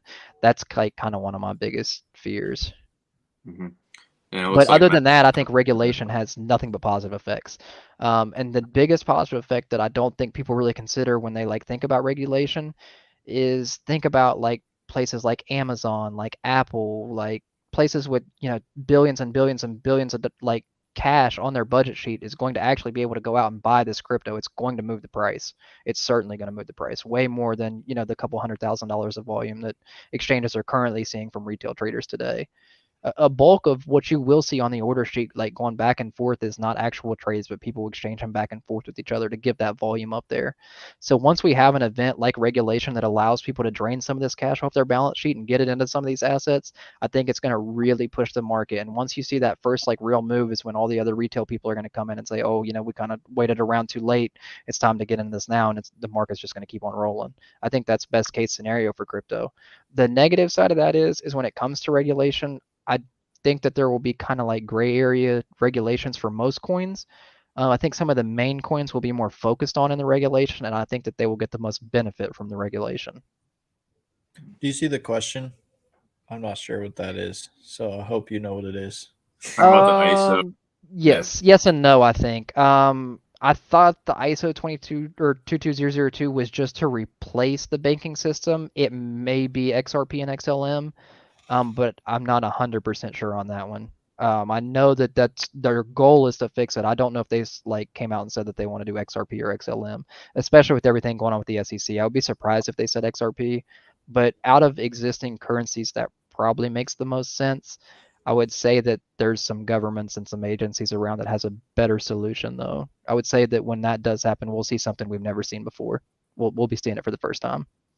You should make a crypto YouTube channel, James. You're just a Yeah. book of knowledge. Useless knowledge. Not I don't know useless. about that. So when we see an article on the Wall Street Journal or something similar that like Apple or Tesla's drained a ton of their cash into crypto, that's whenever we drain our bank accounts, right? Yeah, and think about this. So that's actually a good point. Remember when Elon Musk was buying Bitcoin and stuff like that, and like when Tesla was really buying it heavy, that's what pushed it to They were protecting it. 67,000. Yeah, They were that's accepting Bitcoin. yep. That stuff like that's what pushes that price up. So it was at 67,000, and they're probably the only major institution I know that was taking Bitcoin, buying Bitcoin, other than obviously MicroStrategy. They've probably got the most Bitcoins out of anybody in the world now. You can Didn't literally he? buy a Tesla with Doge. That's what I was They saying. How much accept money do you Doge. think that Elon lost on Doge payments? That's why I'm not a fan of him. How much money do I think he lost on Doge payments? Yeah. Probably a lot. I don't know. I want to say probably a lot, but at the same time, like he doesn't make bad decisions, so Yeah. it'd be hard for me to see a world where he lost money. And if he did, he wrote it off and kept on moving. Yeah. Easy loss right off. Yeah, most definitely. So then, okay, if the government does step in, then and digital currency is easily accessible by us, then that probably makes it just as easily accessible by the government. So at that point, like, what control are they going to have over our spending? Like we've seen here recently with economic struggles, how the government steps in to, combat some of the issues that we have going on in the economy. What's that going to look like with a digital wallet? Like, are we going to have restrictions on our spending, or how are they going to boost spending? It depends. If in a world like everything is like now, like all the coins available on exchanges, if I were to put them on my ledger, there's absolutely no way they could really overstep and tell me how to spend those unless they shut the exchange down or literally physically took my ledger away from me. So with that being said, I think the only way that something like that would happen is if when we do get this, like when we do get the CBDC, if it's included in that they have that power, which I don't think people would really be that into, and I don't know how it would work. It'd be a legal battle. Somebody way over my head would have to answer that question, to be honest. Somebody that knows a little more something. It would end up coming down to a legal battle though. And to build off that, what do you think if we kind of cripple the dollar bill? Then at that point, whether it's something that's out of our hands, like a world war, or if it's us implementing crypto, what do you think backs the value of crypto? So yeah, I was going to answer the question kind of until you added that. I was going to say I think the US dollar falling is the worst thing that could happen to crypto, probably in a sense. It would cripple the world economy, and people would have a lot more to worry about than crypto, which I think I see a lot of people talking about they hope it happens and that it'd be great for crypto and buy Bitcoin. I don't really see like that perfect story that everybody else sees if the US falls and the US dollar becomes worthless. I just don't Makes see it it. so weak. Yeah, I don't see it becoming anything good. And another thing too is like Tether, USDC, all these coins are based off of the dollar being the world dollar. They're all pegged at $1. The entire crypto market and stable coins are based off the US dollar. It wouldn't do us justice. So let's say the dollar falls to half its value, but Tether's still a dollar. What's that do to the crypto market? Hmm. It becomes a mess. Yeah. So then you think then essentially we still need the value of the dollar to hold strong, and that would essentially back, the crypto market, not precious metals or something like that. I think the only thing that would really improve the crypto market would be if the economy in general improves. We had that question asked earlier, like how much do I think it ties to like stocks and like everything like that? And I think it ties heavily with those. The only inverse being precious metals. As the economy goes bad, gold goes up. I think as gold goes down, Bitcoin's going to go up. Only not because that I think Bitcoin and gold are opposites, but because they're going with the market. They're going to move with everything else. That's really interesting. Not that you want to give any financial advice, but say you had to pick one coin that you think is going to be the safest play over the next like 5 years. Is it just straight Bitcoin because it's the first one? Safest Bitcoin, best chance to make a lot of money, probably Ethereum or Algorand would probably be my two. What's the second one? Algorand. Algo. Yep. What's up with that? How is It that actually valuable? made me, I have a huge write up over here on Algo. So the thing for Algo with me is there's one thing that I think will save NFTs. There's one thing that I think is really going to drive the market, and that's gaming. I think gaming is the number one opportunity for crypto. I think it's the number one overseen use case for crypto right now, and I think the consumers in gaming kind of push back on crypto some right now. They're not a fan of it. I know Discord was going to add NFTs, and the gamers kind of pushed back and they backed off of that. And I think their stance as a consumer is starting to change now, and they start to see like all the things that could be offered with their assets being on a blockchain, from stats to skins to just a number of different things. I think that will be what pushes them. And Algorand just signed with FIFA to do their FIFA Plus Collect stuff. And I think that that's huge. It brings it mainstream. It gives a lot of people a reason to own it. It gives, FIFA's not like NBA. It's not like basketball. This game's going to reach across a much more broader audience than like 2K and stuff would. I think it's a really good use case, and it's getting it out there in the right way. I think that's one of the better things that people have done in a long time.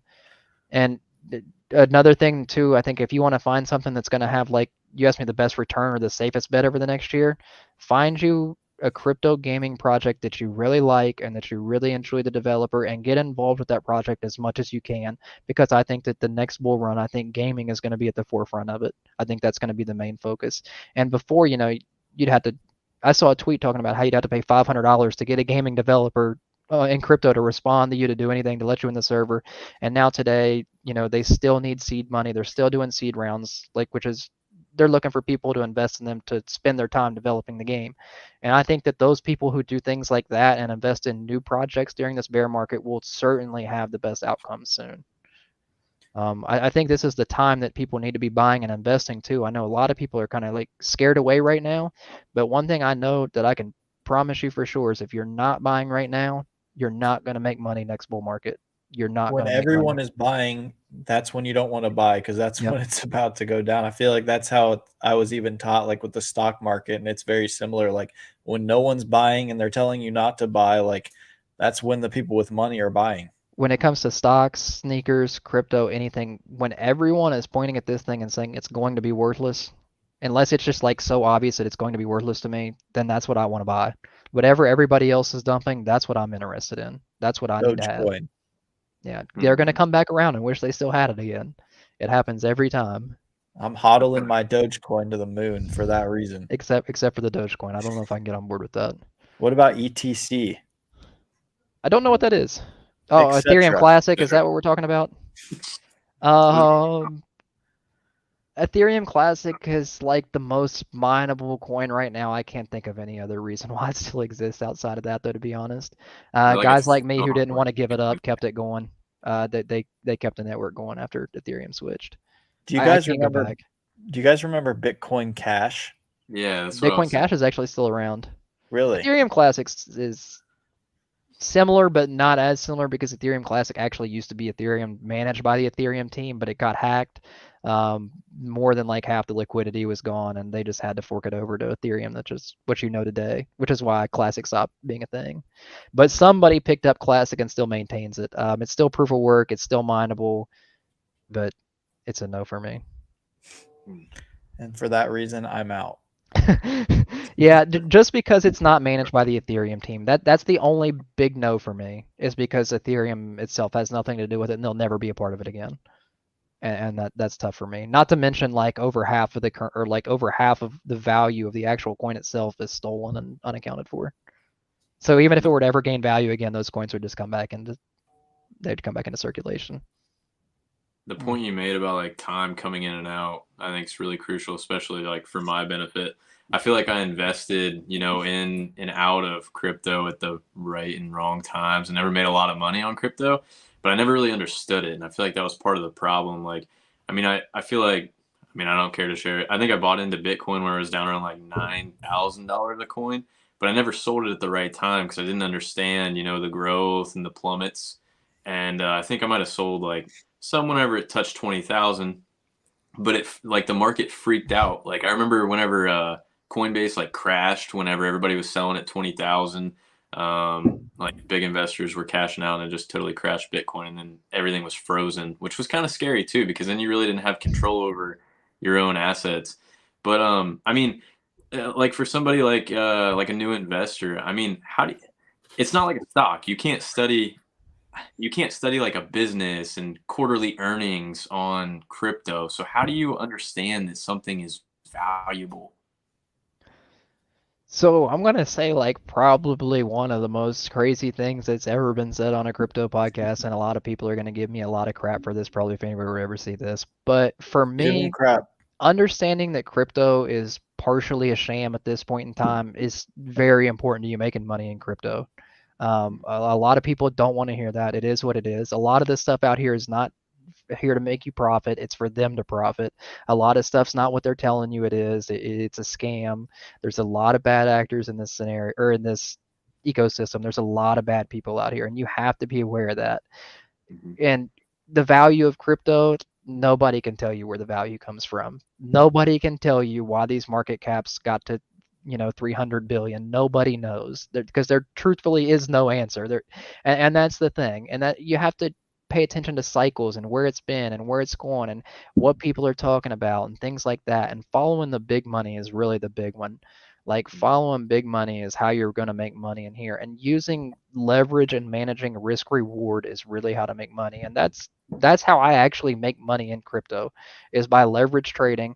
And I'll put $100 down and I'll do 10 times leverage. It'll give me $1,000. If it falls to $900, if I lose, it'll give me $1,000 worth of the coin. If it drops in value $100, which is what I put down, I'm going to get liquidated and lose the whole 100, right? But if I make a good decision, I'm going to get 10 times the profit I would have got off that $100 through leverage trading. And if you can really, there's a lot of math involved, and that's probably not a good explanation to send somebody out there doing it. But if you can really manage your risk reward and get good at that, that's how people really make a ton of money in crypto. It's trading small, 2-hour charts, 3-hour charts, not, buying and I'm going to hold it for the next 10 years or I'm going to sell it when I'm 40 or none of that. I think a lot of the people get a couple of those really good leveraged wins and it carries them a long way. I think that's the number one most profitable thing in crypto. Because just looking at whenever I was actually watching my investments closely, if you had a crap ton of capital to invest throughout the day, you could find different points where Bitcoin would fluctuate anywhere from $2,000 to $5,000 easily every single day. That's how, and that's kind of, I'm not really good at explaining this stuff because like I said, I've never really taught it to anybody or talked about it. I have a good understanding of it, but that's where you're making your money, is leverage trading on those quick $2,000 to $5,000 movements and just getting out of it. Don't hold the Bitcoin, don't expose yourself to a ton of risk. Know that the money you put down when you first got into the trade is the money you can lose, and that's it. And that's how people are going about it. I think that's really the big plus side to crypto and where all the good stuff is right now. And after the market really went bullish the last time, Bitcoin touched 20K the first run, and then 60 plus 67 67 I think was the highest it went. And this is another thing too. So when I say I understand it but don't know a good way to put it, all that leverage money and all those big money people using leverage is what pumps the price to the point that it does. It is a market more than, Bitcoin is worth this or Ethereum is worth that. It is a market, and it is in cycles, and a lot of the value is debt and a lot of it is overinflated, and it's just everything else, like the US dollar, 3% physical cash, 97% of it's debt. If one of those house cards falls, it's going to affect a lot of different things, and it's going to cause the price on a lot of things to fluctuate. And that's the same way that crypto works. You have one guy with, $4 or $5 million portfolio get liquidated on leverage, and it's going to make the market go one way or the other. That could make those $2,000 to $5,000 drains. And so you have to position yourself to see, when can I take advantage of this? How many people are close to popping? Are we close to support? Are we close to resistance? Are we close to a level that's popped it before? If we get close to this level where we've seen it all fall apart before, we're going to short it and we're going to jump on the boat and hope it goes down. And that's kind of how Bitcoin is traded more than a stock where you look at a company, you look at its balance sheet, you look in the news. It's more of a math game than it is anything else. Sounds kind of like following the money trail and then implementing some sort of pump and dump and following the leader almost. Yeah, being able to see when a pump and dump is coming, or seeing when a small correction is coming, or another really good one is when I was talking about resistance and support. Those are really common in stocks as well. It's levels that they get to, but they never really go higher, but they've seen this level a ton. After you see that a couple of times, you kind of know what direction it's going to go. And the reason that it goes that direction over and over most of the time is because there's somebody with more capital and more money than the entire retail market is able to move, holding it at that level. And you just have to be able to move your way through those. And bad things happen to those people. Those positions get liquidated. Stuff like FTX goes down, Binance pays fines. There's all kinds of things that happens. And right now we're just in a cycle of bad things. We're in the Ukraine and Russia war. We've had FTX go out. We're having questions with Tether. We had USDC unpegged to below $1 for the first time. We're just on months and months, if not years, of bad news. And this is what happens. Plus being tied to the stock market and everything else. There's no way to get out of it right now. We're just down. Just buy. buy, buy, buy. Not necessarily buy, buy, buy. I'm not really a huge buy, buy, buy guy though. I have You don't like some the crypto Backstreet Boys holdings. or what? No, I like the Backstreet Boys. I just What do you? I think that buying and holding crypto is the most risky thing. I know it sounds like the most basic and safe approach, but I think buying and holding crypto is the single riskiest thing you can do in crypto. Buying it and forgetting it. It's the worst thing you can do. What do you Yeah, think that's about with all I stocks? do. With stocks or no? Well, I've talked to you, Adam, before about the crypto you invest in. I think most of the crypto you invest in is okay to buy and hold, except for Doge. You got to stop doing that. No, I sold all my Doge. I sold that. No, I actually kept like a little bit of it, but I made profit. And I what I kept had all. right, I was like, "Oh, this thing's flying past $1. I'm gonna hold like half of it." I sold half of it, but I made It, some good it could money. happen again. It definitely could have another pump. There's no reason why it couldn't. Just for me, I could never predict that pump, so I don't ever want to get on board. I don't know how long I'd be waiting. Like I'm more of a trader now than a holder. So not that I don't have certain currencies that I really enjoy to hold, but I'm more into trading than I am holding. Adam's Twitter every day for the last 365 days has been hodl. HODL every day. HODL day Oh one. no. HODL Doge day two. It, Speaking of, it's go not a ahead. bad strategy though. At the end of the day, it's really not a horrible one. I'm a maximalist. I have to. I don't. Once you get into trading, it's hard to go back to. I think that's kind of why I have some of the thoughts I have. But like, I couldn't imagine not trading now. It would be difficult. Speaking of the little bit of pump and dump that we talked about before, we've seen something like this before. And what do you think that this could do to individuals, like creators specifically? We saw a lot of this happen maybe like a year or two ago. These creators like promoting NFTs and crypto heavily, even though there wasn't like anything to back the value.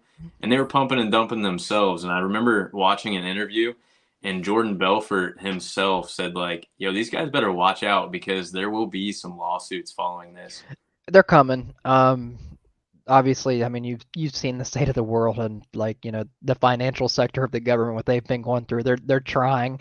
I think they'll eventually get there, at least the big guys. Maybe not everybody who's used crypto to cheat somebody out of money is going to get in trouble. But I think as far as like the big pump and dumps, especially celebrities and like taking advantage of social media and just people that aren't in the know, I think those people will be punished. Like, Maybe the ones taking advantage of like venture capitalists and stuff, maybe not, but the ones taking advantage of the everyday investor, yes. And also, yes, too, I want to address this comment right now, like 100%. Trading is super risky. I'm not saying that anybody should want to start trading. I'm just kind of giving you an idea. A lot of the people that are in crypto right now and like the crypto personalities that you think of, people you know from crypto, they're probably trading. They're not buying and hodling like they're tweeting. They're certainly trading, and they're using their sponsorship dollars they get from putting these other coins on there to go leverage trade. So they take the $500 that somebody gives them for the tweet and they go turn it into $5,000 and they gamble it on something and they hope to get rich. That's what all those people are doing for the most part. right. It sounds like it's kind of gambling, but just like the ability to maximize your profit too, rather than just waiting and waiting and waiting. It is similar to like gambling in a sense. It's kind of like, making a sports card, you put 20 down, you can get 200. If not, you just lose your 20. The only thing is like you're a little bit more in control. You can manage your bet a little bit more. You can pull out if you need to. You can liquidate. You can make, like you can go into it with a thought process and like, this happened this many times, and you're not just depending on another person. So it is like gambling, but kind of not in a sense. It's educated gambling. It's gambling if you don't know what you're doing. Yeah. Certainly. Yeah. That's a good way to put it. I'd say it's really risky if you don't know what you're doing, which I Yeah, don't know I what would I'm say doing. out of So I'm everything not. we talked about on this entire podcast, the riskiest thing that we've talked about is trading. You should do everything else that we talked about before you trade. Yeah, facts. Honestly, man, it's tough. I'm waiting to see this stuff like come to life. I don't really know. I haven't watched a lot of the videos that have surfaced about it, but I don't. What's going on with Logan Paul? I don't know, honestly. The Isn't scam there? thing.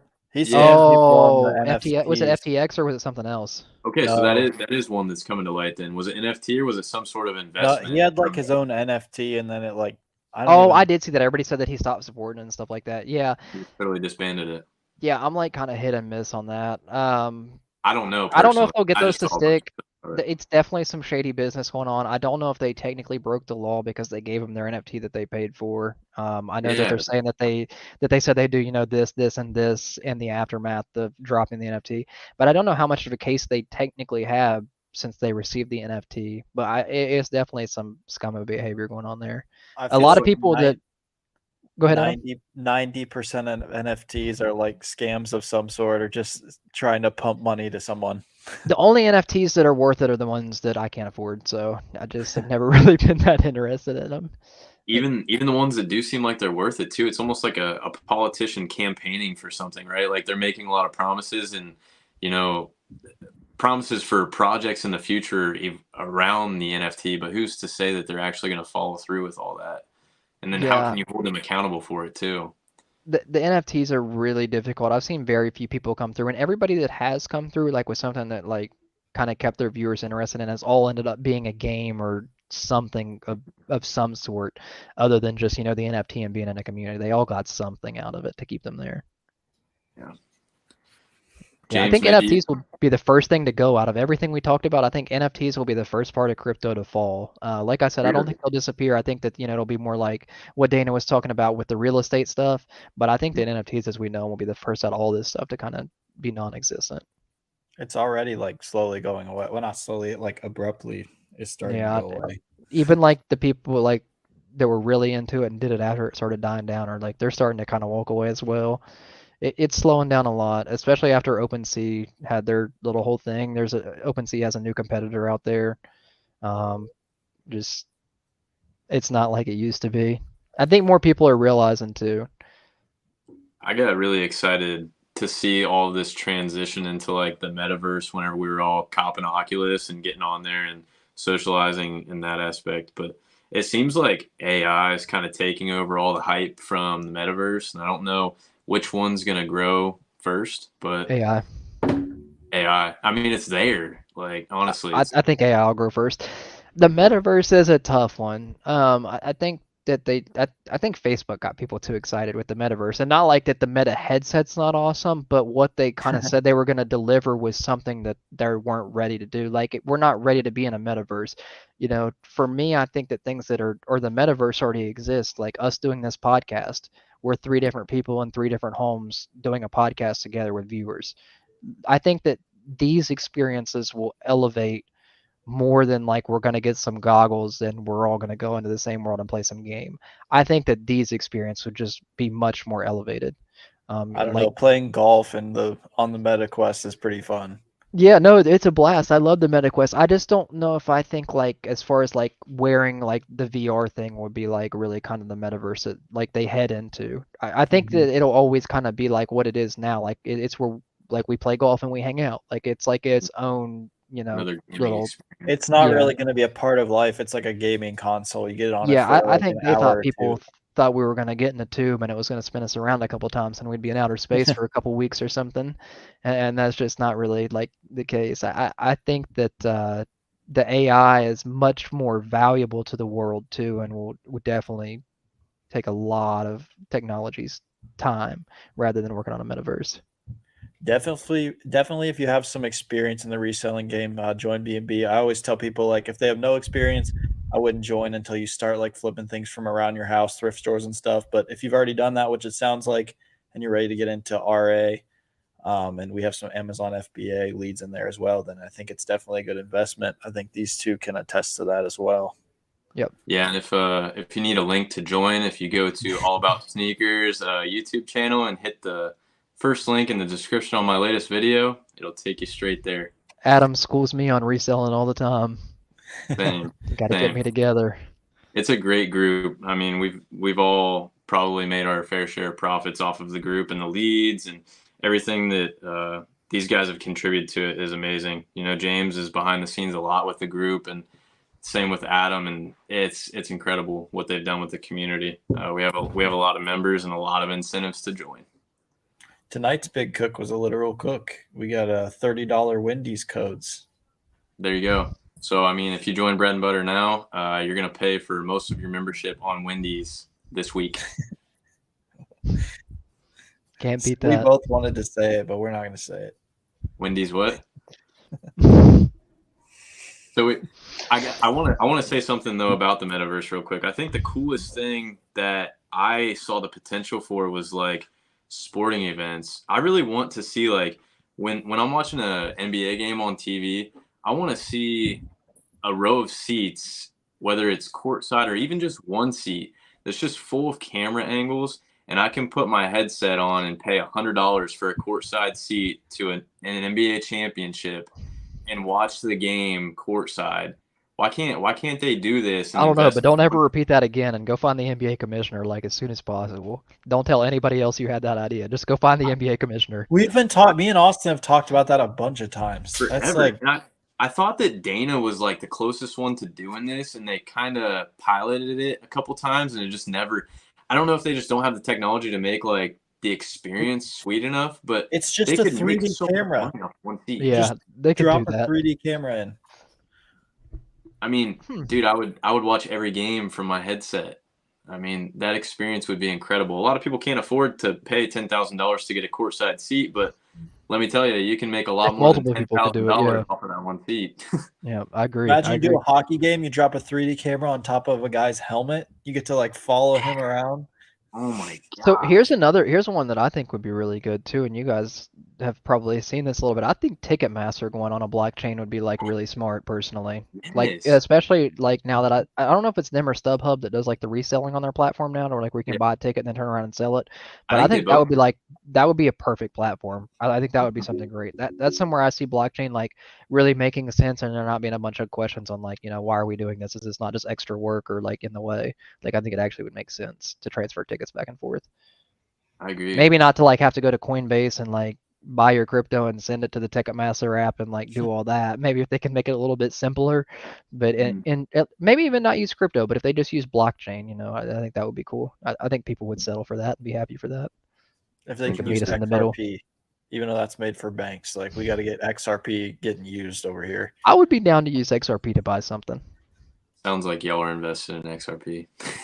James hates XRP, so I doubt he has any. I didn't say that I don't hold some things that I don't think have the greatest future ahead of them. Well, XRP I think has a great future ahead of them. Me personally, I think they win the SEC battle. That's my last like I comment don't like know. that I'll make. Bama's a tough opponent. Bama is looking pretty good this year. I think they win that. I really do. I think that it's going to come out as a currency because they're being unfairly picked on. You can't tell me that's the only one that we're confused on. Is it a currency or is it a security? They're being picked on for a reason. And if you're going to go that route, you're going to have to go for everybody. And that's not a battle that's going to be worth fighting. So I think they'll end up winning that. So for that reason, yes, I do own some XRP. For that reason, he's back in. Yeah, I will buy things that I don't like, am not like fully into, but if I think that there's like a really good chance or potential to be there, I'll get on board with it. And I really feel that way about XRP. I don't feel the same way about like Doge and stuff though. Really, Stellar Lumens either. Stellar Lumens is bringing too many coins into production still that their developers are selling to pay their bills. And it's not supposed to start ramping up how much Stellar Lumens come onto the market for like a good little bit, like closer to a decade, I want to say. So you would have to have like substantial investments made into this over that period of time, plus still have interest at the end of that for it to really pump in price. And I don't see that happening. I think that's a little bit out there. And I think XRP will probably win and XLM will kind of just disappear into dust. Yeah. Be over. Do you have any other like specific thoughts on any specific coins or crypto in general? No, not particularly. I kind of talked on the ones that I really like, and I like tried to like be really specific to like only pick like 3 or 4 coins because as much as like anybody may like think they know about crypto, it's no telling when the next legal battle is going to come up, when the next thing like FTX happens, and there's just so many unknown things that could happen here, and it's really hard to like recommend something that I'm looking at, especially like a smaller market cap thing.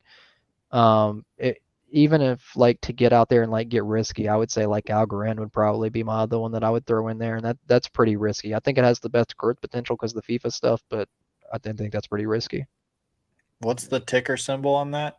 Algorand, Algo, ALGO. Oh, okay. Yep, gaming stuff as well. I'm gonna go throw my life savings on So that we'll tonight. say Bitcoin, Ethereum, Solana, XRP, and I like gaming tokens, and that's probably about like all that I really, really, really, truly enjoy. Like at this moment, at least at this moment. I'm sure that'll change going into the next bull cycle or as like some new stuff comes out. But at this exact moment, that's really the only things that I'm even personally looking at. I thought at the beginning you told us you weren't going to tell us any of your personal investments. That's what I'm looking at. I didn't say I'm investing in those things. I'm looking at those things. I'm James reading. I'm actually doing my due diligence. You'll have to He's got pay the James his numbers down premium below. subscription to get his actual investments. Link in the I actually description. don't do any of those. That wouldn't be a terrible idea. I can't bring myself to do that. It's a lot of weight on your shoulders. Like people want to blame you for things, and it's just like talking That's about why I even research you've was already like done. really picking and choosing on here because I'm not trying to like be somewhere at Thanksgiving like 7 or 8 months from now and run into somebody I haven't seen in forever. They're like, you told me that Algorand would do great this year on that podcast and I lost all my money.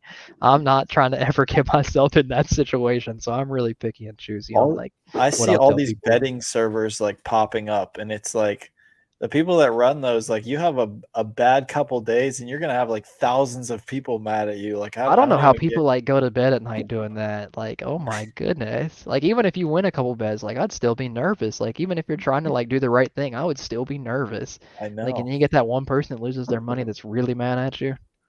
That never goes well. That wouldn't be worth it. They've got to know like at least one NBA player that can tank a game to get them back on the map. Like there's no other way. They know the riffs. Just throw Yeah. JaVale So, McGee in there. One thing we Let do it have to go. talk about though before we get out of here is AI though. We Oh yeah, can't let's let hop that in. one. Yeah, most def. That's it, another. it's a short conversation because it's kind of like a newer thing, but it's definitely like one of the most important conversations for me. Like I think AI is amazing. I also think it's really bad too. So before I get ahead of myself, I think AI is amazing. I think that it needs regulated far worse than crypto does. I Like agree. like much quicker. Yeah, Yeah, I'm I've not seen trying like to be like in that Will Smith movie. I yeah. think that those things aren't like super out of the reach of impossible. As far as like AI or like robots that like physically walk and like you can see, that's probably not where we're at yet. I don't think we're that close. I've seen places like Boston Robotics and stuff work on things like that, but never something that's like, really realistic or all the way there. It's just kind of all concept stuff. What I do think that it could do is mess with a lot of information or shut things like the internet off, whether on purpose, on accident. I don't know what its motive would be, but I think there's a lot of scary things there. Another problem that people don't really think is as dangerous as it is with AI, there's a huge chance for misinformation. A huge chance and spreading misinformation like wildfire to the masses. Because I know anybody right now, if you type something in on Chat GPT and it answers you, are you going to ever think twice that that's not true? Like no matter what it tells you, you're just gonna That's think, oh, I've been thinking wrong my whole life. I was wrong, and just go on.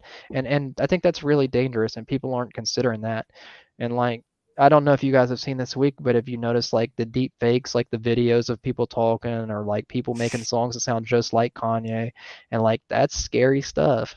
and That's it's That's taking terrifying. away from people's actual talents. Yeah. yeah, and it's gonna get better too. That's the scary thing. Like right now, it's pretty good, but it's gonna get even better. And I guess for layman's terms, real quick, AI, we're talking about artificial intelligence. So essentially, it's like a computer with a brain that can act for itself, right? So like you can ask Chat GPT questions, and it's gonna fire back, whatever that coding thinks. I don't really know, the technological side behind how it works, but and what we're talking about is, some of these talents and knowledge can be overtaken by AI.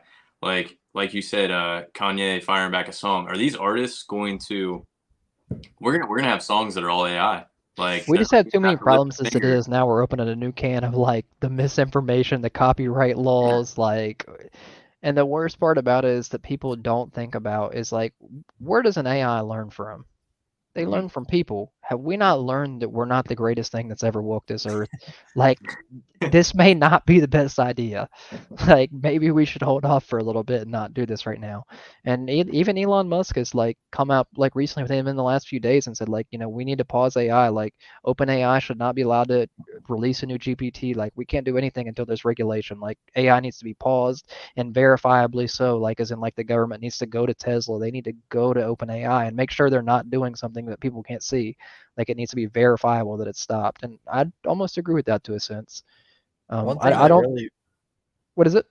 one thing that really worries me, I don't know if people think about this, but like you can ask it to like write a paper or like notes and stuff. Like I feel like the next generation is just not even going to have to do like any research or anything for papers or write anything like in school. Like how is that going to affect them? They're going to literally not be able to think for themselves. So, like, another thing too that like I think about often, and I don't think people realize how scary and how close this is.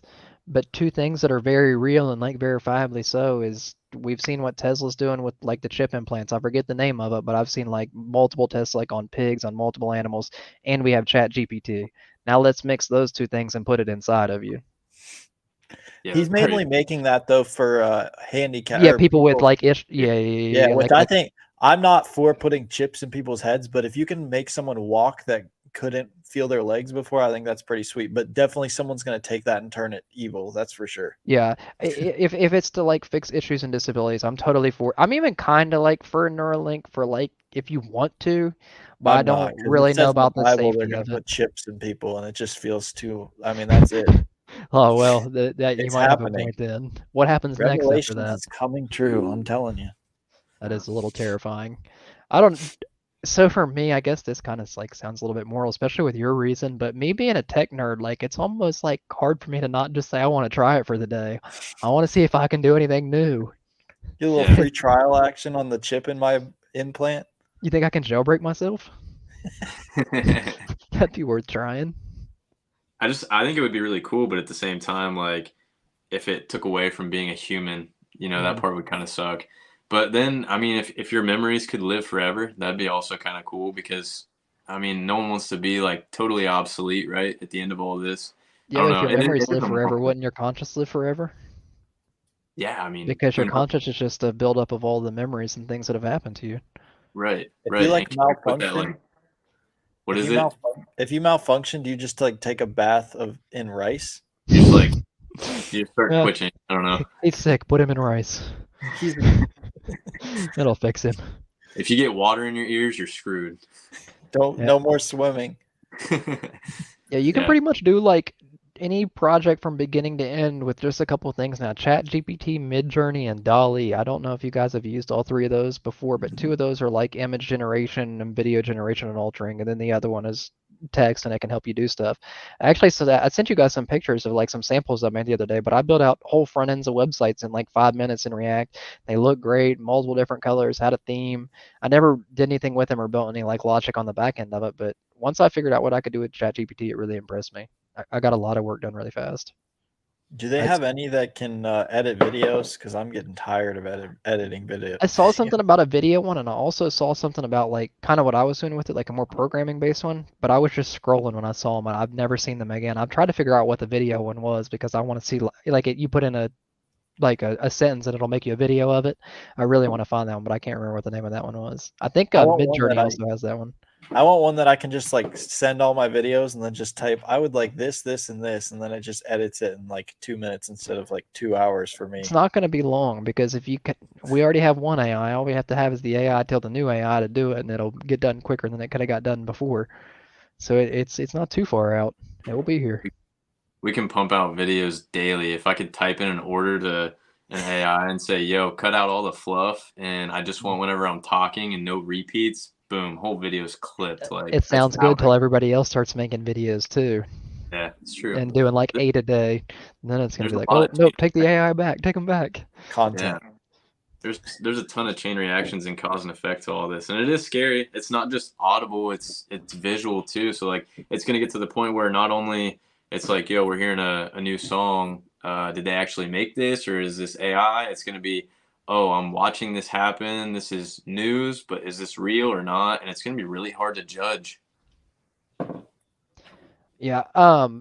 So, and for me, like another thing on the AI too is like a lot of people think that they're like afraid that they're going to lose their job to AI and stuff too. But I think that AI is honestly going to create more jobs than it's going to take away jobs. You may not be doing the same thing you are now, but the AI is going to need some help. It's going to need somebody to learn from. I feel like they're not going to be that refined for a long time. It's definitely going to need a moral coach.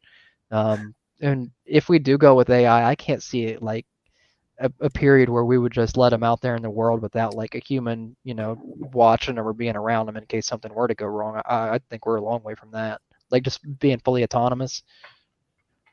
Yeah, Right. no, It just might be more efficiency than it is like money at first. It might be like how efficient can we do a certain job with artificial intelligence rather and than like how there's much. robots that are autonomous now, but obviously they're repeating the same action over and over, the same like few sets of actions, and AI would be able to define its own actions and do like more than one thing at a time too. So I don't know if any of the audience was confused with like me saying like that AI is becoming a thing. It'll just do different jobs that a robot can't currently do. We Like need a to good roll out example an would be like working as a cashier, because the cashier as a program, it'd get so confused, different people trying to talk to it, it would never understand. But something like an AI would be able to, talk to people in different languages, multiple people, walk back and forth through the store. Just an example of like how it would replace a person, but that's not something we're ready to do yet, and it's not something a robot could do today, I don't think. So I think we still have some time on that.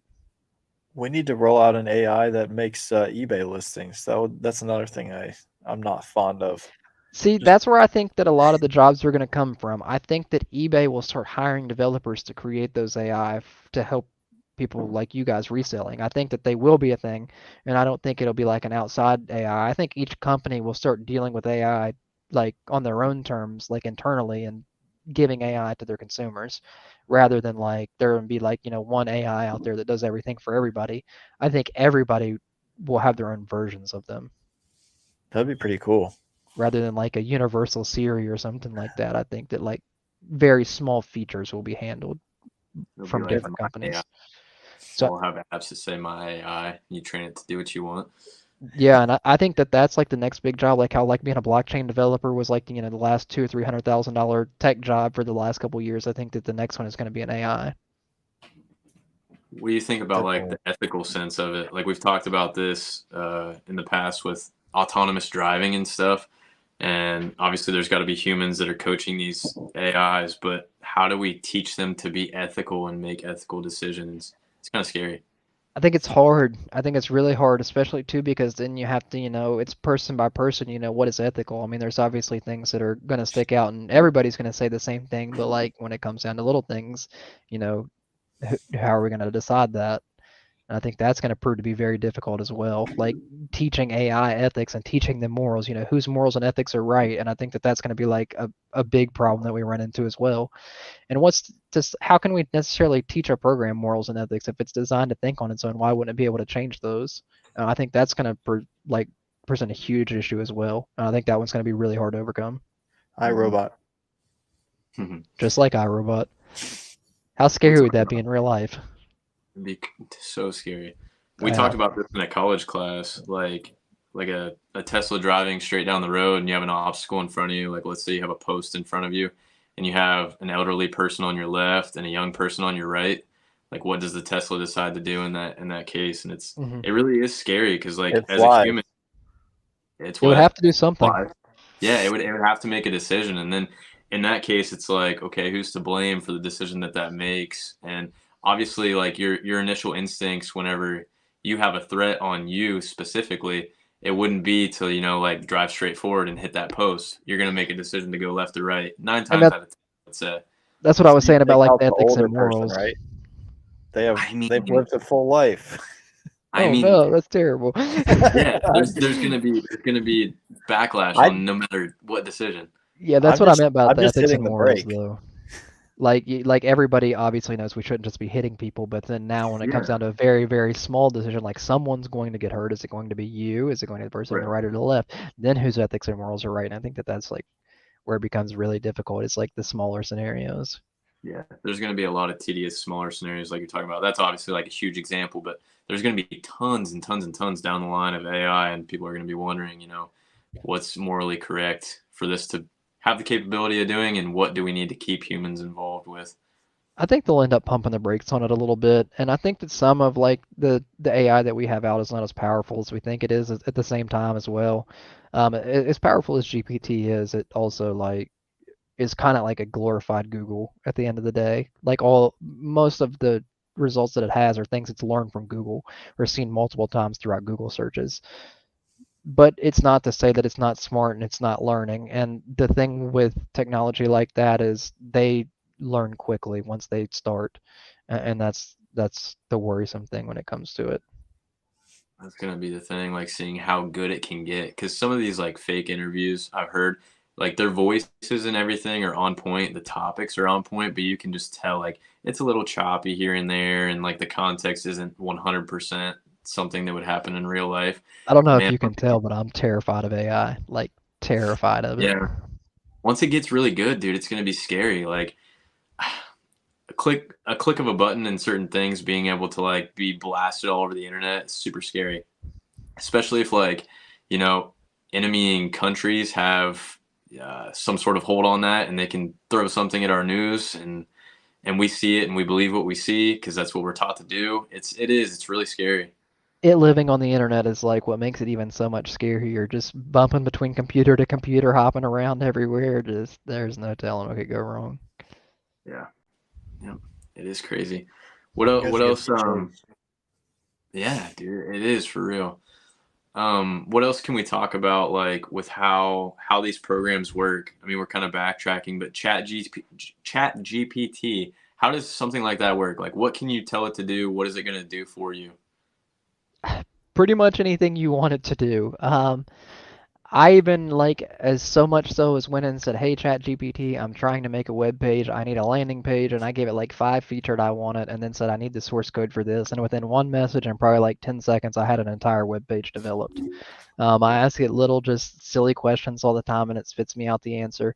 It can't physically do anything yet. No matter what you ask it, it'll tell you, like I'm a language bot. I can provide an answer, but I can't do anything. I can't use the internet. Like I can't download this. Like I can't. There's a lot of things that it can't do. So if it Um, can use the internet, then are we like, do college students need Course Hero and Quizlet anymore? Like, is Chat GPT just developing like an opinion, or are they actually pulling so real yes, information? it's more like the way that I see it is it's more like a glorified Google, and it's making a very strong opinion based on results that it sees and can verify multiple times. Like as a result that's out there a ton of times, it's exactly the same with no other different results. ChatGPT is going to know that's the right answer. And it's not just out there Google searching too. ChatGPT already has probably every article that they deem valid off Google and saved. It has a cutoff date of September 2021. So that goes to show you that somebody's like backed up that database and like it's a thing. It's not just out there Googling it. They've already compiled all the information. And then they've set a program to study this information thousands and thousands and thousands of times probably. So it's not actually going out and looking for the answer when you do this. It's a huge computer somewhere with tons of storage that is just that fast and it's going to get the answer that it already knows and send it back to you that quickly. It can probably just reference the data really quick rather than it's not like you're really asking Google and it's querying different pages and web pages that are out there and can be edited today. Really, the Hmm. more that we use like Google and Chat GPT, the better it's going to get. Right, yeah. So basically they've made it a huge textbook of things that they've gotten off the internet and said, here, ChatGPT, read this 100,000 times and go out there and answer questions based on it. And like you said, yeah, now that it has learned from that, now it has a basis level of learning. And when you have these next 2 years, it's going to come and it's going to catch up on those a lot quicker. And as you keep giving it more sample size and more information to learn, it's going to continue growing. Its thoughts are going to change. It's going to grow just like a human would. It's going to see things happen with time like we would. So it's definitely going to advance and change rapidly. Hmm. I would say most of it won't even be like to where I would say within the next decade, we see things like they're going to bring, like it's going to be on your Oculus. It's going to be listening to you all the time. It's going to be your Siri. It's going to be like that. You know, it could be a pair of like glasses, like the Google glasses did with a speaker near your head. You could probably sit there and talk to that thing back and forth. It'd probably talk in your ear and answer all your questions and tell you crazy stuff. I would say that that's probably the places that we're headed with it. And I think that's pretty neat, actually, like a companion, I guess, rather Yeah. than ChatGPT.com, just sitting here typing questions in my room. I'm bored. Do you need a friend? Buy our glasses. I could see like that being a really popular way AI is used as well. I could see Yeah. people like having Yeah. like virtual companions and stuff like that. I could totally see that. That's actually not a bad point. There are a lot of lonely people out there that are desperate for somebody to talk to, take advice from. Yeah, That's even like not even like necessarily like that bad, but like even like what if you're just can't sleep at night, it's 3 a.m., you're having a terrible day. You just want somebody that sounds like a human. You call and have a normal conversation with. It takes 50 of your or 50 cents out of your Ethereum balance and you move on your way. and you don't That's have the to worry future about right what other there. people think of you. Right, That, there you go. Just that's have an marketing. AI call line. A People could just call in decompressed and tank. talk. Like the movie Her. That's crazy. Do we have any more questions? Anything before we like Yeah, we're conclude? wrapping up. We've been pretty hot for like 2 hours straight. James, you got anything that you want to like that you didn't get to touch on? I think I've covered both like everything. I had a huge checklist over here things, and I've actually gone through and we've talked about most of them. I probably didn't go in depth on some of them as much as I wanted to, and I'll probably go back and rewatch this and think of like 100 things I wanted to say. But as of right now, I can't think of anything else to add, especially if we don't have questions. That'd be a perfect reason for us to have you back on anyways, which I think we could do that multiple times over and over. Well, if We we like definitely do. find some topics or like if there's some avenues that people really wanted to like go down more or like they have a question tomorrow or just like think like, oh, we could have talked about this today. I would definitely be willing to come back or focus on some more stuff. Comment Yeah. down below what you'd like to see us talk with James about next. Yeah, Yeah. because honestly, we talked about crypto, but we probably talked about 7 coins in total. We talked about 3 different AI platforms, and I showed you one version of a miner. We barely cracked the surface on this rabbit hole. This rabbit hole goes on forever and ever and ever, and then it keeps going some more. We might We have got to our- make some actual videos too, not just podcasts. Yeah, I would be down to make an actual video too. That'd be Sweet. sick. You guys compile some questions and see what you can get for us. Most definitely. Definitely. Let's get it. Well, So after we this post- appreciate. Oh, go Sorry. ahead. After this post, make sure you drop those questions. So if you're in the live or you were in the live at one point after this post, drop those questions so that we can build on that later on. Yep, Yep, and if you want to ask me as many questions as you want or ever get a hold of me, join Bread and Butter. I'm in there. You can ask me as many questions as you want all day long. I won't get tired of it. You know where to Chef find me. James. That's me. So we appreciate everyone so much for watching. This has been episode 4 of All About Profit. Next episode will probably be in like 2 to 4 weeks. We try to pump out like 1 or 2 a month. So we appreciate everyone for watching. Yep, I appreciate you guys having me. Thanks, James. Yeah, thanks, James. And again, follow Austin down below. First link in the description. Hopefully, James gets a YouTube channel here soon, and we'll Maybe post in the that. near future, if you guys want to see some more of me, I think I could maybe do that. Let's There we go. go.